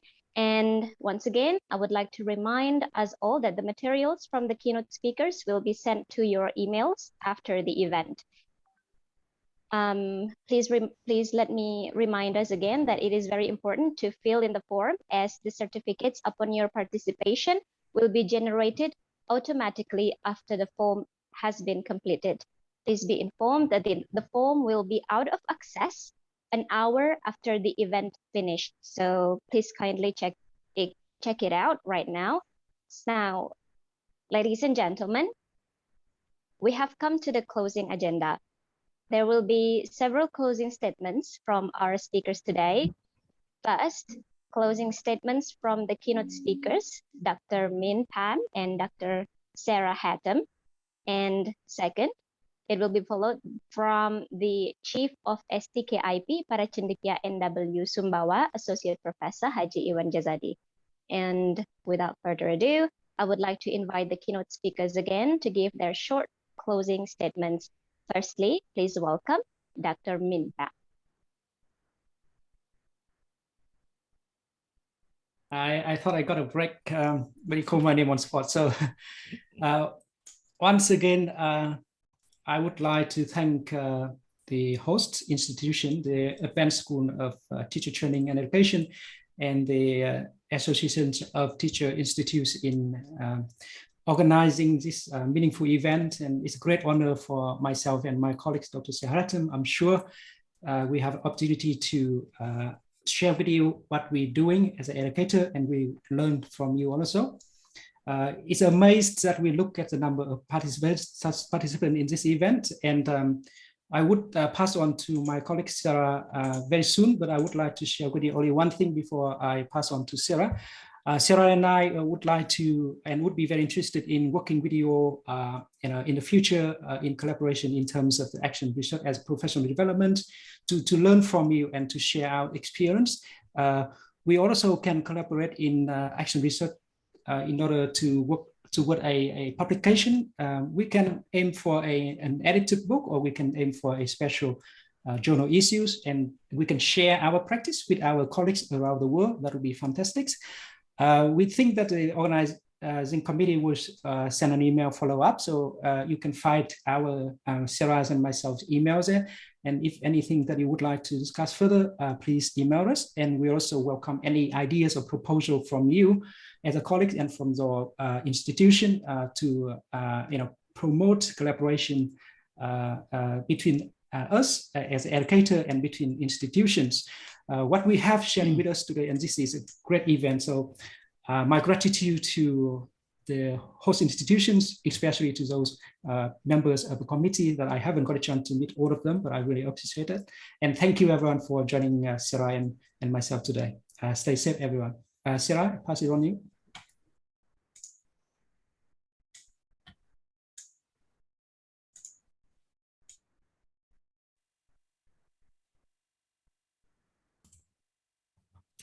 Thank you, Min. And again, I would like to also express my gratitude again to Professor Iwan Jazadi for the formal invitation and to the host institution and to all the participants that have joined us today. This has definitely been the highlight of my year so far, receiving this invitation and being here with you all and being able to talk about the work that we do within our context. But I would like to reiterate Min's point of future collaborations and to get to know all of your education contexts and to learn from each other. So please do not hesitate to reach out to us if you would like to talk about collaborative action research project or process, or any literature or information, or if you're interested to learn more about the enabling pedagogy as well. And I think my finishing remarks really are, again, going back to that student life cycle of seeing how a student progresses across their lifetime through the different phases as they transition from preschool up to secondary school and then perhaps further education, that the enabling pedagogies can be adopted across all learning contexts, not just in this kind of unique space that we're in at the moment, that will support engagement, that will support all diverse learners within your teaching space, and also that the action research process has provided many positive outcomes for our students collectively as a program, but also for ourselves in building a sense of collegiality and a community of socially just educators. And just on the screen there too, if anybody was interested in learning more about building communities of practice, there's a couple of, just a little plug here for some publications of mine that I've written with my colleague, Tanya Wheeler. So we have embedded and introduced a suite of professional development initiatives. So the action research is one of those. We conduct a number of other initiatives that you can learn more about in the publications. And there's also a forthcoming chapter around enabling pedagogy in diverse classrooms. But the other image on the screen, which is also very exciting for Min and I, is this edited collection. So this is, evidence of the kind of program or unit approach we've taken to conducting action research. And that's some of the titles of our chapters. And you can see that's across all of our disciplines. So, Min and I are both from the sociology literacy space, but you can see there's chapters from maths educators, science educators. So it's, can be adopted across the area. But again, thank you so much. As I said, it's been a highlight already of my year, and I do hope to hear from some of you in the future. Thank you. Yeah, thank you, Dr. Min and Dr. Sarah. Thank you again for the information regarding further sources of us to learn and the possibilities of future collaboration with you. Next, I would now call upon the last closing statement that will be delivered by the Chief of STKIP Paracendekia NW Sumbawa. Please welcome Associate Professor Haji Iwan Jazadi. Thank you very much. Assalamualaikum warahmatullahi wabarakatuh. First of all, I'd like to thank Dr. Sarah Hattam and also Dr. Min Pham for the great presentations. You have refreshed our understanding on action research from the philosophical, even ideological, and operational point of view. From the questions raised by some participants, particularly in Indonesia, and also from our observations on the plethora of action research projects that have been done in Indonesia, there seems to be a reductionist versions of action research where it is perceived simply as a simple activity that is reducing to having increasing of scores from cycle to cycle. And here, there are several causes of this. The first is we lack critical pedagogical background knowledge. So I think the papers recommended by Dr. Sarah should be further studied here in Indonesia. We can maybe develop the Indonesian versions so that we can deepen our understanding on the critical pedagogical aspects of it. And then the second one is we still lack of focus on the qualitative and process or action aspect or element of the research, which actually what the name entails, action research, right? So we should focus on the action as our report, but we still miss a lot in many cases in Indonesia. I myself and also my team, of course, do not belong to the majority of this kind of project, but a lot of textbooks on methodology in Indonesia seems to favor these reductionist versions. So hopefully through collaborations with Dr. Sarah and also Dr. Min, and also with you all from all around the world, if you're interested, we are going to follow up on collaborating on this project on collaborative action research, of course, in a true sense, where it is being critical, even ideological, and emancipatory or liberatory. That's all. Thank you very much. Thank you very much. Assalamualaikum warahmatullahi wabarakatuh. Back to you, Ms. Dita. Yeah. Thank you very much, sir. Respected speakers and participants, finally, we have come to the end of this virtual international workshop. Let us all be guided by all the things we have learned and heard through the workshop. We look forward to receiving and reading your feedbacks regarding this event from the attendance and feedback form shared previously on the chat tab. On behalf of the committee from STKIP Paracendekia NW Sumbawa, I would like to thank you all for making time in your busy schedules to join us here this morning or afternoon or evening, wherever we are right now. Thank you, Dr. Sarah. Thank you, Dr. Min, Professor Haji Abdul Wahab Jufri, Associate Professor Haji Iwan Jazadi, Ms. Marliana, fellow committees of the event, and last but not least, our respected participants. It has been our pleasure to host this event, and it has been my honor to be the master of ceremony of the event. I would leave you with a quote about the local principle of global diversity from Sumbawa Regency, saying, "Mana tahu barang kayu, laminto sanyamanate nansi sanak parana," which means someone from a far place who can make us happy is our true family. That being said, we wish you all health and happiness. Let me once again close this event by greeting you with Islamic greeting. Wassalamualaikum warahmatullahi wabarakatuh. May the peace, mercy, and blessings of Allah be upon you. Thank you very much. Waalaikumsalam warahmatullahi wabarakatuh. Great, Ms. Dita. So,